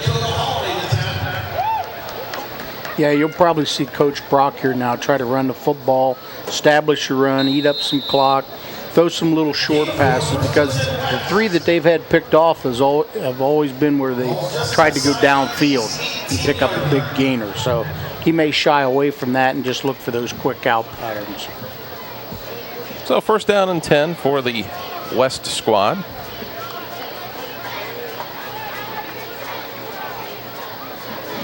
Colin Engstrom wide to the right side. They hand off to Maz as he comes across in motion to the 15-yard line. Gain of a couple. 2nd down and 8. They've tried a number of different running backs so far, and a number of different running plays, formations, you name it. They've thrown the kitchen sink at him. A lot of motion and handoff to the motion man, where he's got, pretty good speed up and try to get around the corner. Well, 2nd down and 8. Johnston in the backfield along with Rankin. Conrad and Jeremy Anderson wide to the right side. Rankin decided to take it himself.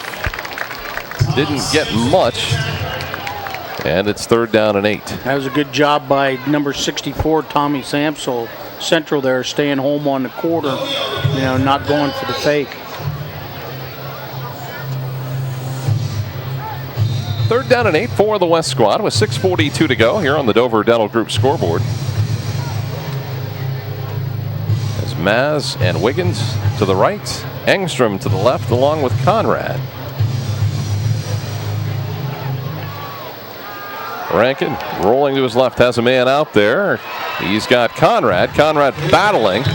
Still going to end up a couple of yards short. Now it's going to be an interesting decision. Do they want to go for it here? They've got a kicker with Demuth, and he's in the game here. So let's, or rather, the McQuiston can do it, but I think you go for it here. You got that running game going, getting that I formation with put Brandon Mackey up as that lead blocker and power it up in there and get your first down with Marcus Johnston. Well, you don't know how many chances you're going to have at this point. You're down 5 points as the East on top by 5. Here's your I formation look. You can probably look for that power off tackle here, either on the right or left side.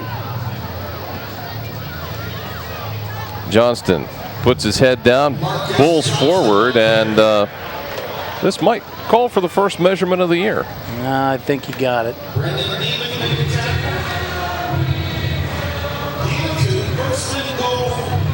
They're going to bring the chains on. Got me again, Scott. Your eagle eye, that's why you putt so well. Yeah, that's a part of my game that has come around a little bit for a change. So they'll bring the chains out.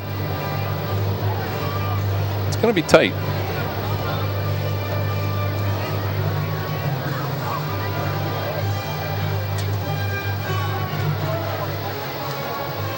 And by about the length of the football, it is a first down. So now it's 1st and goal for the West at the 7-yard line. This is kind of set up like it did in the first half. West dominate, run, eat up the whole quarter with their runs, get a score on the board, and then we wait for the fireworks to go off in the 4th quarter. So they'll go out of the I here inside of the 10-yard line. Johnston jumps it to the outside, and not much there. Good defensive effort there. It was stuffed up pretty good on that strong side here on the right.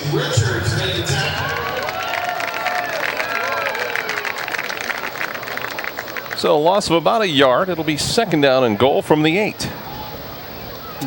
They'll probably get back in a spread formation again and run the ball out of the spread now that they're back on the 8 and 9-yard line.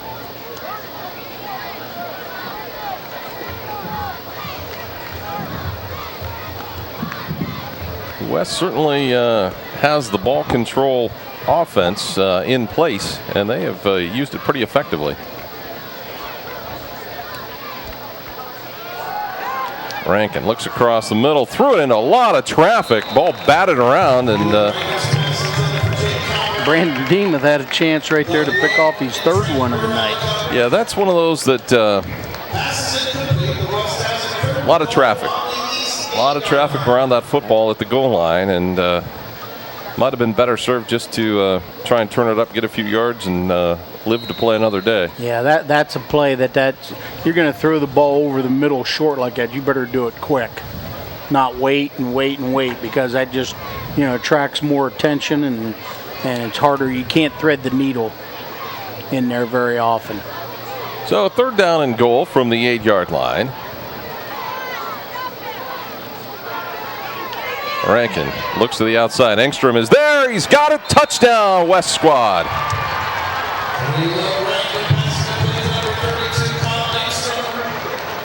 Colin Engstrom doing what he had done for the Garaway Pirates. That's catch a lot of key passes. Caught a big one right there. Yeah, put him out here one-on-one. Here's the replay. Out on an island all by himself. It's just one-on-one. Rankin makes a nice move, stepping inside, running towards the receiver. And a good catch out on. Pretty good coverage, but pretty good throw and catch. McQuiston on to try the extra point, and it is no good. So with 4:17 to go here in the 3rd quarter, it is 20-19. But a flag down, and let's see what this might be.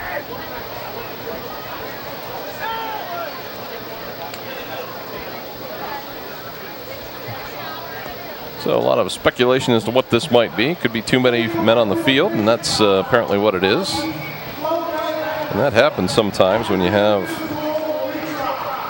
that many people you're trying to get into the game.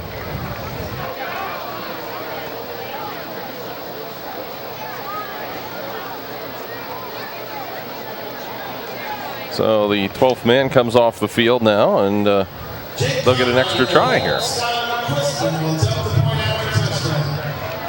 Thought maybe he might go for 2 since he's up on the 1.5-yard line to make it a 3-point game. But that kick is up and good, so makes it 21-19, the West squad,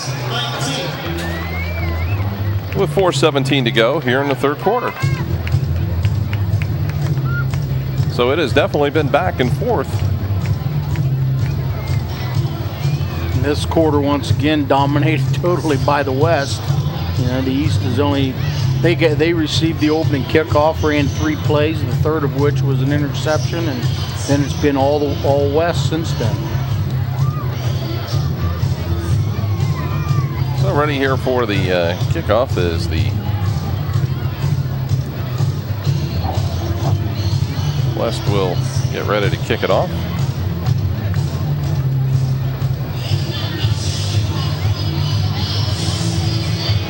Well, the game is pretty much what we expected. It's been nip and tuck.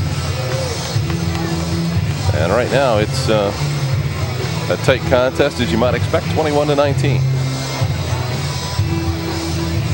Coming up following the game, we'll be naming a Manor Restaurant MVP for both the East and the West. An executive decision just made moments ago.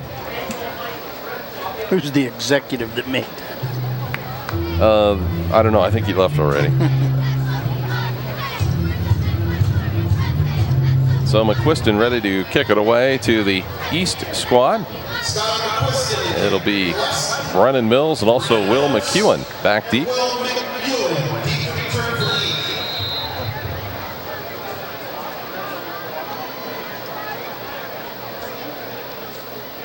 And the kick is away. This one, good kick's going to be back in the end zone, and that automatic touchback. Yep, good leg there. That's the second one I think he's kicked all the way into the end zone tonight. Not sure how I feel about that automatic touchback. Yeah,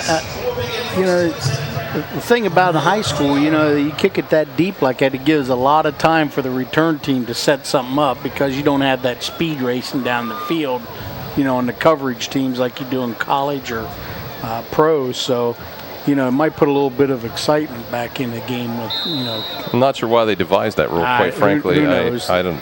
I think half the time the High School Athletic Association just changes rules to change them. Say they made a change in something. So a 5-yard carry. 2nd down and 5 for the East. So maybe we'll see a little more Will McEwen here, but it looks like they're going to go into the 5 wide out set. West played this spread offense very well in the last series. They got an interception. Across the middle, Neidig is there. And they're going to say it was incomplete. Thought it might have skipped in. Couldn't really see from here, but of course one of the officials had a better view down on the field than what we do. Sometimes if you make the call quick, it moves on to the next play and you don't get so much heat. I think it was the right call, though. Yeah, I do too. 3rd down and 5 at the 25-yard line. This is a big play right here, I think. They've thrown a lot of these little out passes into the flat here. We'll see if they can run a little crossing route here. Play. You might see the first punt of the game. Thrown out there to Sunderland, just like we. Like I said, we're not going to say punt. They've run that play all night. They just kind of cross him out there in the flat. Sunderland came open, and Lawless had thrown it before he even made his final break. It's kind of amazing we haven't had it. I don't think we've had a punt. We have not had a punt. No? Which is good. Punting's boring.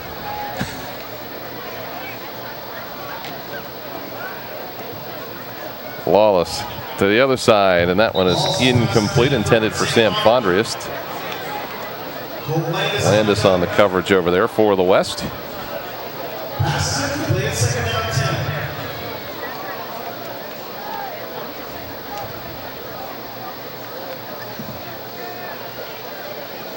So 2nd down and 10.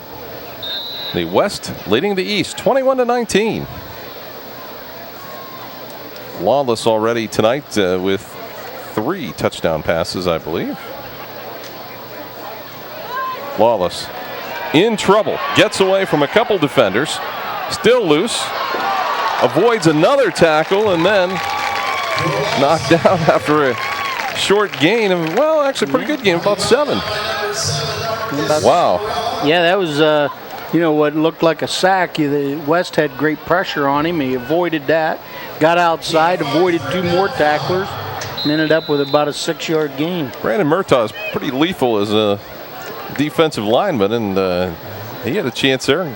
Lawless got away from him. Pass to McEwen. McEwen tries to turn the corner, knocked out of bounds by Ian Drepcho. And it will be good enough for another 1st down for the East. So another 7 yards on the positive side for the East. Coach Zontini mixing it up a little bit more here in the 3rd quarter, mixing some run in with the pass rather than going strictly with the pass offense. Well, he's got to like the position his team is in. Even though they're down 2, they're still very, very much in this game. Oh, definitely. Lawless looks at the out and up. He's got a man wide open. Neidig left all alone. If he'd have just kept on running, he'd probably got another 5 or 10 yards. But he spun back toward the middle, got caught up. But still a nice completion and a gain down to the 26-yard line of the West. About a 29 or 30-yard gain there. He was absolutely all alone. Somebody just absolutely missed him. Well, they ran that out and up play again, and they bid on the up guy turning upfield, and they let the guy cutting across the middle go this time. McEwen around the right side. Bache has him wrapped up. This is a nice drive that they've put together here to answer, that score that the West made. So a short gain, maybe of 1, 2nd down and 9. As things start to pick up here. As we're getting into crunch time for both teams. Scott Robinson and Bruce Witter with you from Woody Hayes Quaker Stadium. Lawless rolling left, looks upfield, gets away from one tackler, makes another miss, takes it himself, and then has another 1st down out of bounds near the 15-yard line. Good decisions there, and boy, when you look at players of the game for the East squad, he's certainly right up there at the top on offense. Yes. I think we might have a penalty. So that one might come back. Thought I might have seen a clip out there in the flat. It looked like the one block that really sprung him might have been a problem, but Maybe not. No, doesn't look like that's going to be the issue. Was No. it against the West, apparently? I'm sure.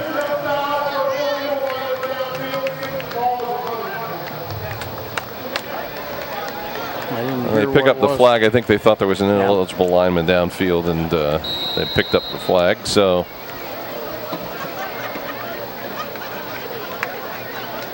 Lawless is deceptive. I mean, he's got that quick first step, to make people miss him. He's definitely not the fastest runner downfield in the open field, but he's deceptive quickness with those first steps to get open. So Will McEwen will get a couple on a first down carry. As the West still leading the East 21-19, but the East deep in West territory. Also, don't forget to stop by Tuscarawas Central Catholic High School this weekend for the Central Catholic Festival. A lot of food, fun, great times, games, you name it, they've got it. The Central Catholic Festival. The pass to Sunderland. Sunderland inside the 10, down to about the 7-yard line. It'll be third down and about 4.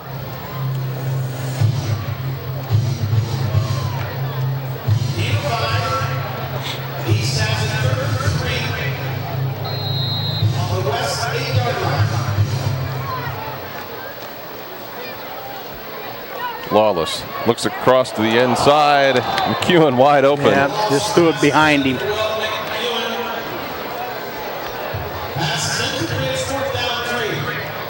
Jake Conrad knew he was beat. Kind of gave a little finger wag to Will McEwen there, but I think he knew he was in trouble. Now you got fourth down.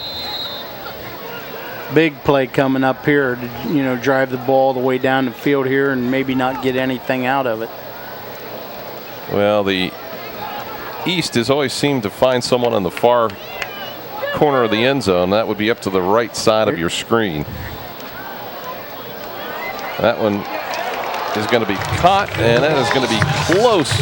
Yeah, I think he got it. He got it down to the 4-yard line, and that is a huge play, as it'll be first and goal for the East. They seem to like to get that, the far side of the field, the wide side of the field on those plays with the 3 wideouts. They overload that side, and make it so they don't have enough people to cover everybody. Then they run McEwen out of the backfield, either on that flare or out into the flat, and look for him, for the to catch the passes and so forth. Neidig nearly had it in the area of the sideline there. They'll say he was out of bounds. It'll be second down. It's incomplete. You can see a little cut in, pull up, try to throw to the pylon. Ooh, he might have caught it. He just might not have established himself in Can't bounds. see where his foot is on that one, but he had a foot down, but we couldn't see if his was half inside and half on the line. So officiating crew was right there on it, so they know it was incomplete. It'll be second down and goal from the 4.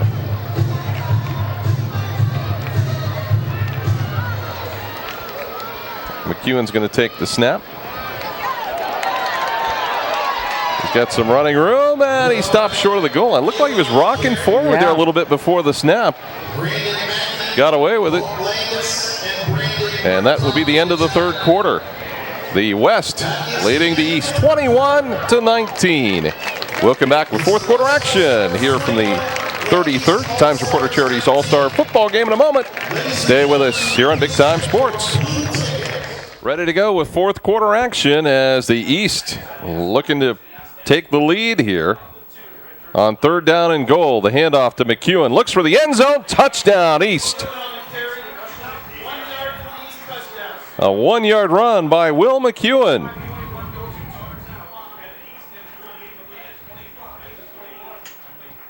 I'll turn that off in a minute.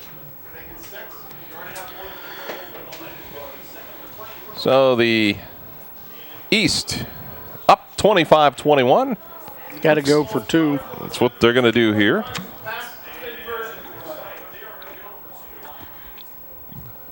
So we'll see what they come up with here. Lawless lobs it in the corner of the end zone. Nobody there. It's incomplete. And that leaves it at 25-21.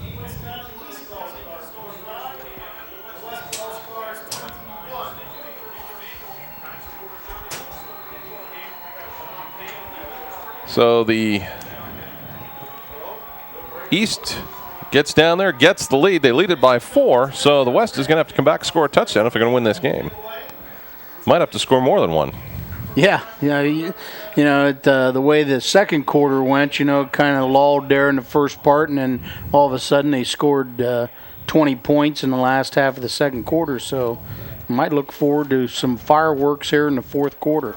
It's a little bit unusual, too, a situation like the East has now. It's not too often you see a quarterback go the whole distance in one of these games, but I think just because of the way the roster's made up, it's just happened that way. And with Cody Cox getting hurt for them, which could have been another weapon for them because you saw him play very well for New Philadelphia last year. And Coach Zontini's comfortable with this quarterback because it was his quarterback for last year.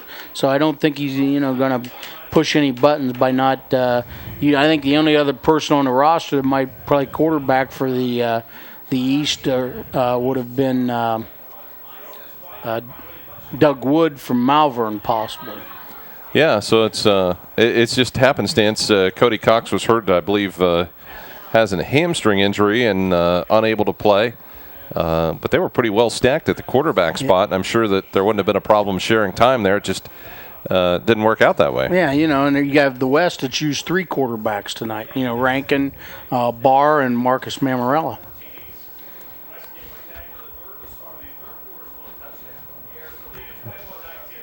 So Tyler Sunderland will kick it away for the East squad. And it'll be a squib kick. The West is going to fight over it. That's usually not a good sign. On the run, Jeremy Anderson with a nice return out to midfield before Tyler Sunderland makes the stop. Great field position. That's not what you want to happen when you squib it down in there like that. So the West is in good position. The East with a lot of respect for the West speed. If they can get one of those time-consuming drives going, eat up a big chunk of the clock, and take the lead here.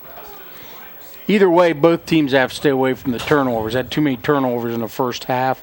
This half, we've only had 1, so.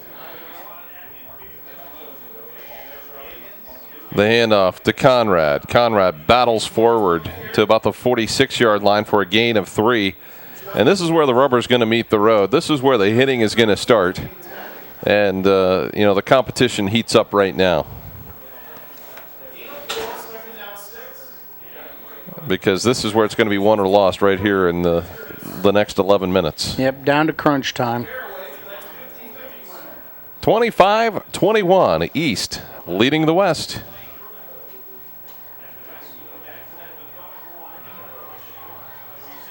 Four wide out set here, Marcus Mammarella. At the spot. And on the run is Marcus Johnston, still on his feet with a spectacular run down inside the 20-yard line to the 19. Man, what a great run.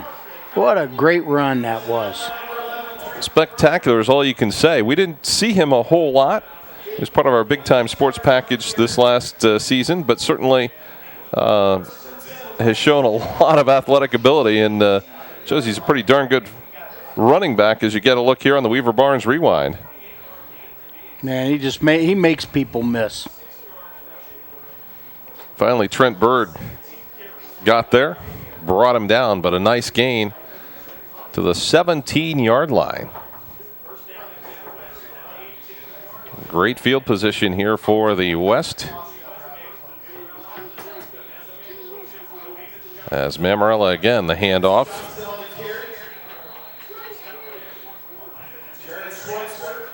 And not much there. Marcus Johnson piling up some yards now. That's 2 big ground gainers he's had. That 51-yard run for the touchdown in the first half, and now ripped off about 27, 28 yards right there. So he's compiled 80 yards just in 2 carries.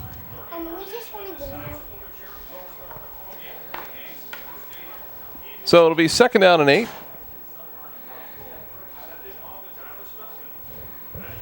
As Mammarella in the shotgun, takes the snap, drops back, looks to the outside. He's got a man there. And Ricky Maz will make the catch. As a tackle made by Zane Derrick. About 1 yard short of the first down.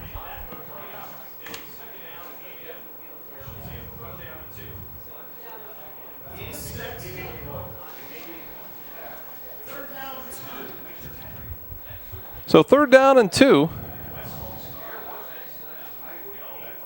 And the good thing for the West, they're continuing to chew up a little bit of clock here. Yeah, they, Marcus Johnson ripping off, making some great runs like that, and then they, just picking away here, using the clock, like you said, Scott, and try to get it in the end zone to take the lead again.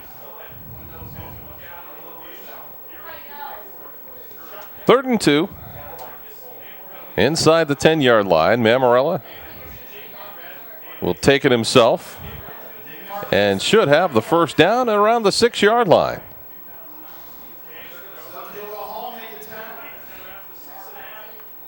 Mammarella gets up and kind of walk around gingerly on that ankle.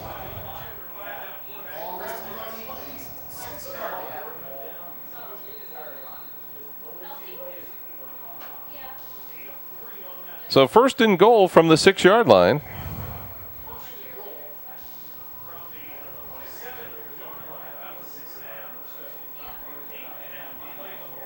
The finest of the finest. Playing in tonight's 33rd annual Times Reporter Charities All-Star Football Game. Glad to have you with us here on Big Time Sports. Scott Robinson and Bruce Witter helping you kick off the high school football season. Mammarella looks for the goal line, and it's a touchdown for the West. And he got hammered right at the goal line, and that's exactly what you didn't want to see happen in this game. He absolutely got leveled. I got a replay. Let's take a look in the Weaver Barnes rewind, and oh man, you don't want to see this. Not when he's playing American Legion baseball. It's supposed to be a pass. He looks, receivers covered. He sees the opening up inside, makes a great cut, heads for the end zone. 57. Yeah, it was Justin Wrench that absolutely laid out Mammarella, and he is still down. And wasn't a cheap shot. It was just a good hit right at the goal line. He's up. And that's good news for everybody. Shook the cobwebs out. He's probably, the bell's ringing a little bit. He'll be okay. I'm guessing there's a lot of people that are hoping they just pull him out of the rest of this game.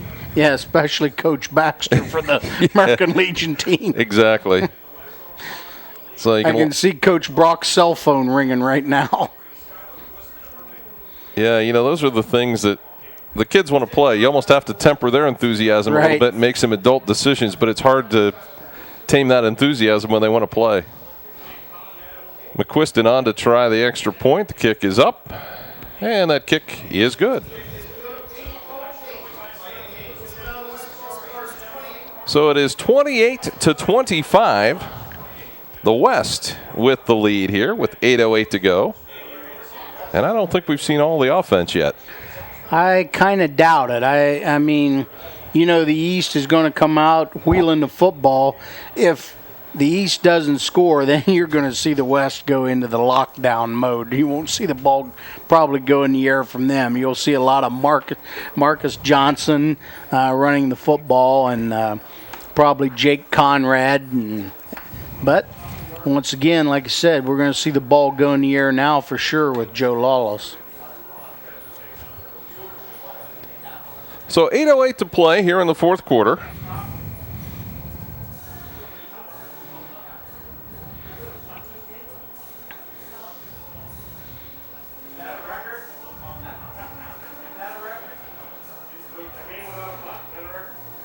So a 3-point lead here. And now you got to think about it. Brendan Demuth is a good field goal kicker. Yes. If they want to tie the game, if it gets into that type of situation. I mean, that option's available. I mean, and we've seen that through the years in this game. Possibly, but I think the whole thing, Coach Zontini is he's not thinking. He's not thinking about time. He's not thinking about a field goal unless it's 4th and long down on the 20 or something like that. Then it becomes a possibility.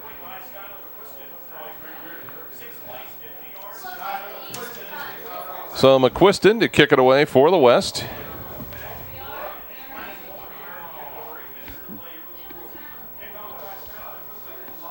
As ball's going to be picked up. The East on the run. Zach Denham, 32. That's a great play by him fielding the football like that. Yeah, Denham. That thing bounces loose down there, rolls down in there, he picks it up. Now they got great field position out on the 38-yard line. Little things like that make differences. Denham, of course, was a wide receiver for the New Philadelphia Quakers, so used to handling the football. They had him up there where he could do some damage, and he certainly did a great job there. So it's 1st down and 10 for the East at the 38-yard line with an even 8 minutes to go. The East trailing by 3. As Lawless across the middle, and it's going to be intercepted by Marcus Johnston. Pass intended for Neidig, and Johnston doing a nice job covering Neidig, and it's an INT, and that, I believe, is turnover number 5 for the West tonight.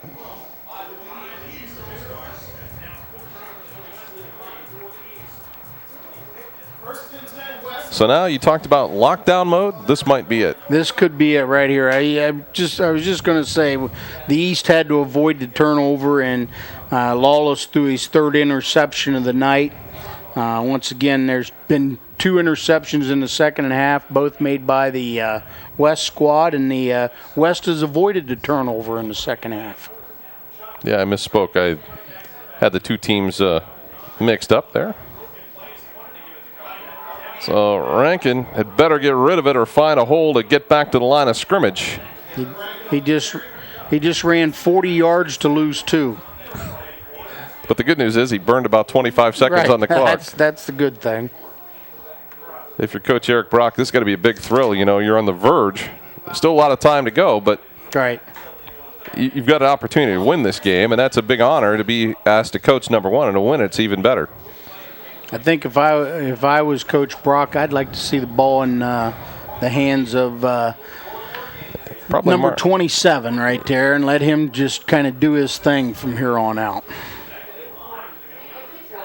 Now would not be a good time to have to punt the football. No, we haven't had a punt yet. You're not going to have to punt with with a guy like this right there. Well, Johnston gets some yardage back.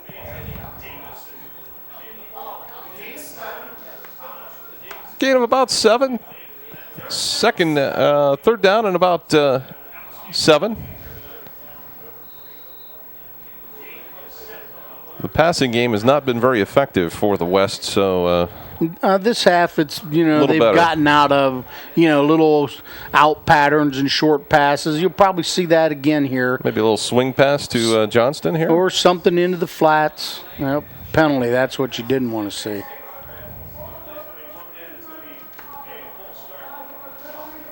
So a 5-yard penalty will move it back to about 3rd and 11. Now put you in that situation that if you want to pick up the 1st down, you're probably going to have to throw it. If he wants to just kill some more time and then punt the football and let his defense take over, then that's what you'll see. So 3rd down and 11.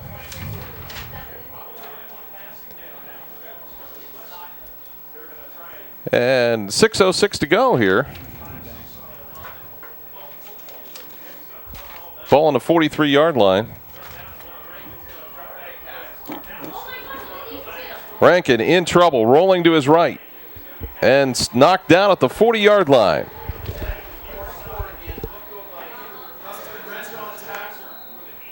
So we've got a timeout on the field here. I'm not sure if we have a penalty possibly on the East squad. I don't see do I see a flag down over there, Bruce? At least from my vantage point, I don't see a flag.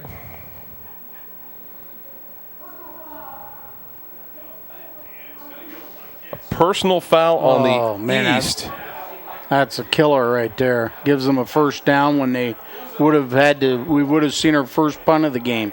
Wow. What an inopportune time to lose composure. Yes.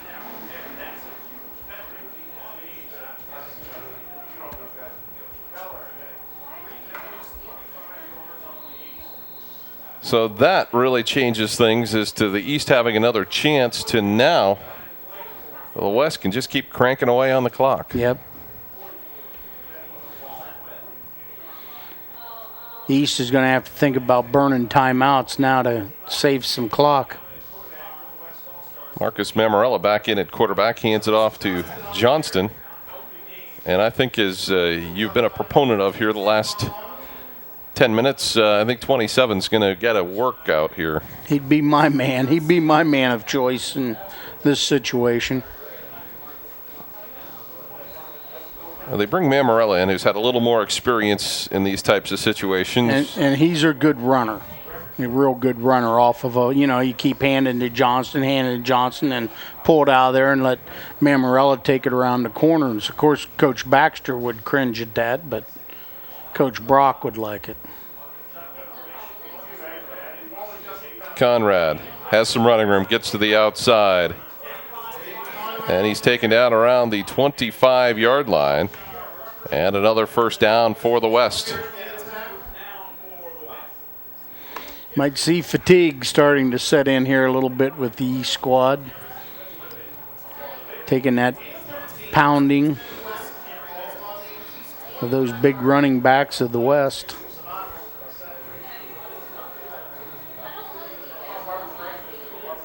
Yeah, they have done a good job, and I'll tell you what, they have had an offensive line that is as big as any as you're going to see. Yeah, for sure. And as quick as any you're going to see, and they have really done a great job opening some holes. Yes, they have. A lot of effort on their part. 2nd down and 6. Mammarella is going to take it himself. Rather, that was 1st down and 10. The scoreboard wrong there, so the carry for about, we'll call it 4, 2nd down and 6.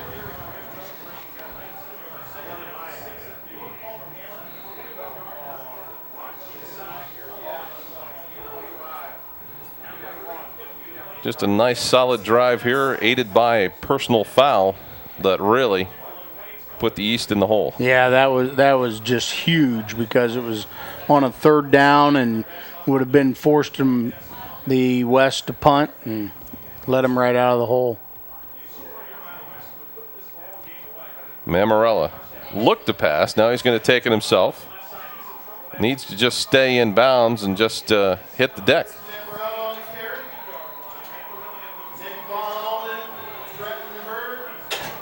So tackle there by Nick Von Allman and Trenton Bird. And it'll be 3rd down and 10 after the loss of 4. So you wonder if the East might want to take a timeout here, stop the clock. They've got 3 left. You can't save them for the season, so you might as well use them. This is a big down here. Got to stop them, but well, you know they're going to run 2 plays. Yeah, they're in 4-down territory no matter what here. He's not going to try a field goal. He's not going to punt the ball. He's going to run 2 plays here. They come out in the spread here on 3rd down and 7. Mammarella in the shotgun. Run pass options, got a man open.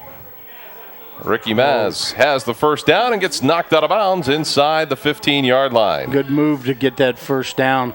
He curled back, and I thought they were going to take it away from him, but he was able to recover and got the first down. That ought to just about do it. They'll have to use their timeouts now if they're going to have any chance. Keep them out of the end zone and get the ball back.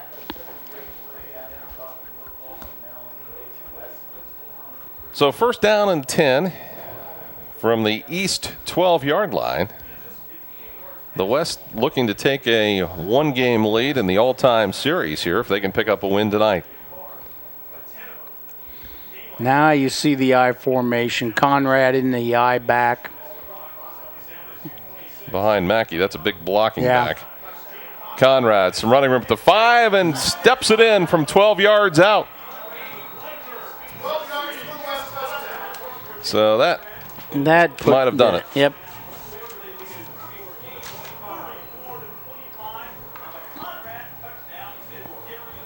Just wore him down.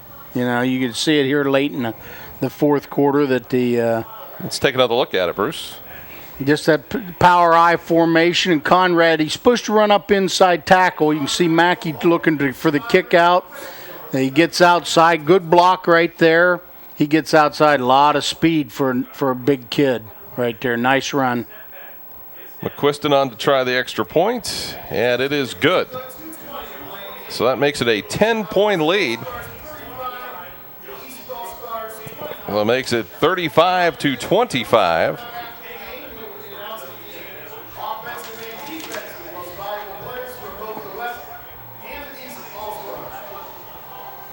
So now with 2:20 to go, the East has got a big task. They need 2 scores. Yep.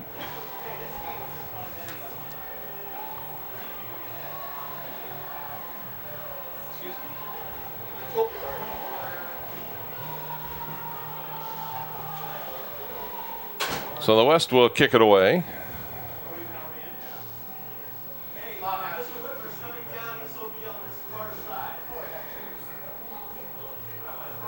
Coming up, we'll have the Texas Roadhouse postgame show. We'll be naming our Manor Restaurant MVPs as well. So that's coming up here in just a couple of moments.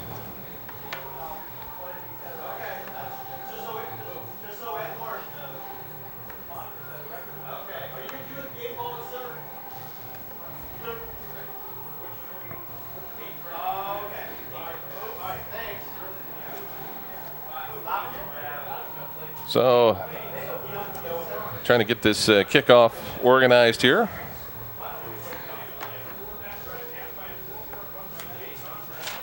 A lot of high points for both teams. Marcus Johnston with a couple of touchdowns. Colin Engstrom with a touchdown for the West. As that's going to go into the end zone, another touchback. So the East will have to go 80 yards in a very short time.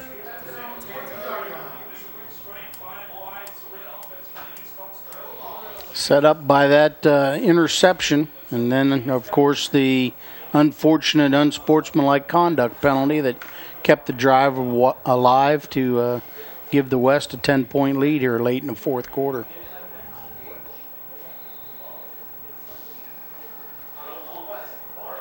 So Lawless, who's gone all the way at quarterback, looks to the outside. Sunderland has it. And to the 25-yard line.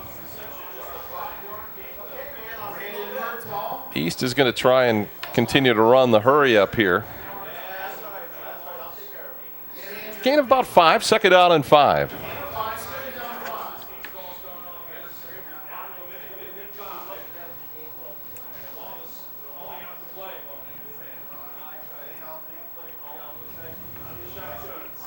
Lawless looks to the outside. Pleshy is there.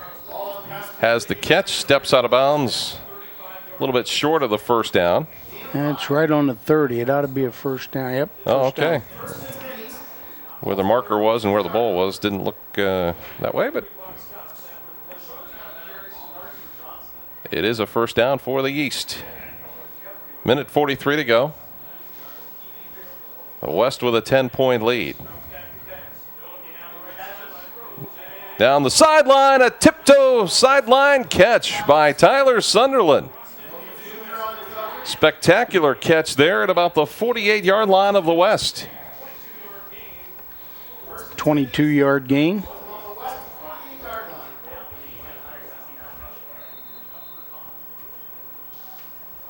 So another 1st and 10 for the East. Better yet, he was out of bounds to stop the clock. Sunderland again. This time they keep him inbounds. And now we get a little pushing and shoving in front of the bench there, and break it up quickly.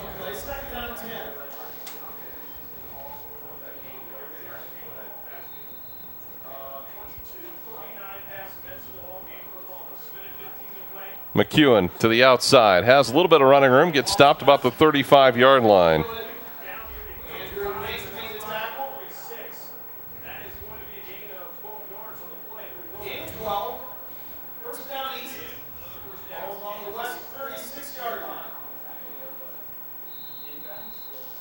So Lawless handing out the signals to everybody with 1:03 to go. Paleshi to the outside. Those little 3-yard run routes to the outside probably you're not going to get it done. Not doing anything but stopping the clock by getting out of bounds, but let you regroup a little bit. Been a good game, though, all in all. Both teams have played well. And a couple of unsportsmanlike conduct penalties, things getting a little chippy here at the end, Lawless to McEwen. Down to the 25 and then knocked out of bounds, which I'm sure they did not want to do, as Ricky Maz and Andrew Bache make the stop. Another first down for the East. Yeah, you might as well stick one in here at the end and make it interesting, have a little onside kick.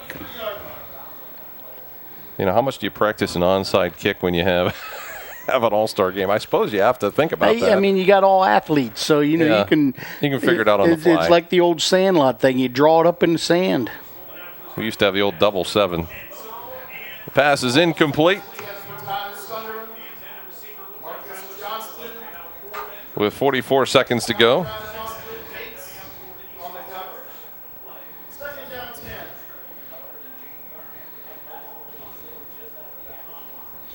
35-25, the East trailing the West. 2nd down and 10.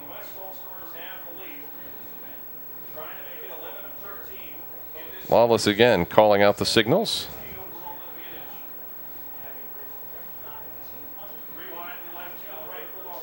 Lawless across the middle. Neidig is there. Broken up by Johnston. And a nice play there.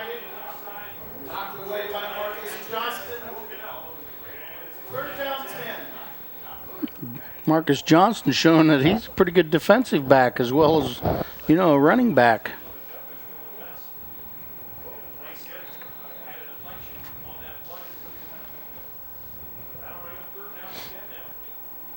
Third down and 10. East still trying to salvage another score here before the end of the game. This time they'll throw it out into the flat.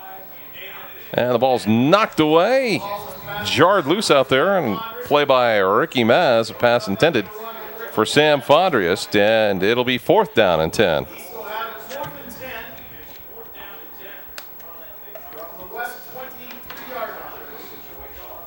So a last gasp effort here for the East squad with 32 seconds to go.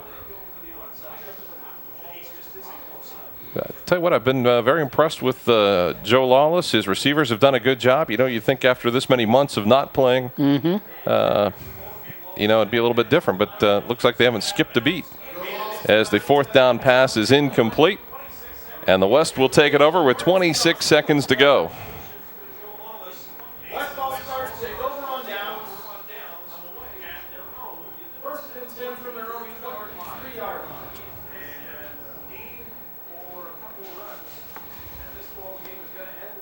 So about one more snap, and then we'll be ready for the Texas Roadhouse postgame show. So stick around with us here after the game as the West can start to celebrate a little bit. Eric Brock of Newcomerstown, the head coach, and certainly should be congratulated. Bob Zontini also doing a nice job.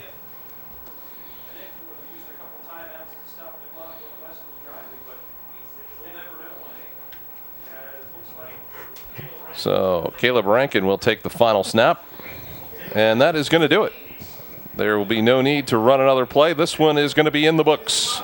So our final score here from Woody Hayes Quaker Stadium, it'll be the West 35, the East 25. We'll come back, wrap it up for you with the Texas Roadhouse postgame show. We'll also announce our Manor Restaurant MVPs, one for each team.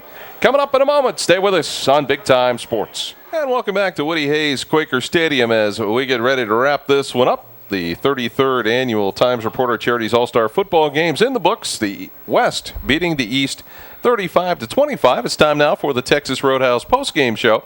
And the numbers, as they always do, will tell the story again tonight, Bruce. Yeah, pretty much what we expected from the beginning. You know, the running of the West squad, 46 runs, 250 yards.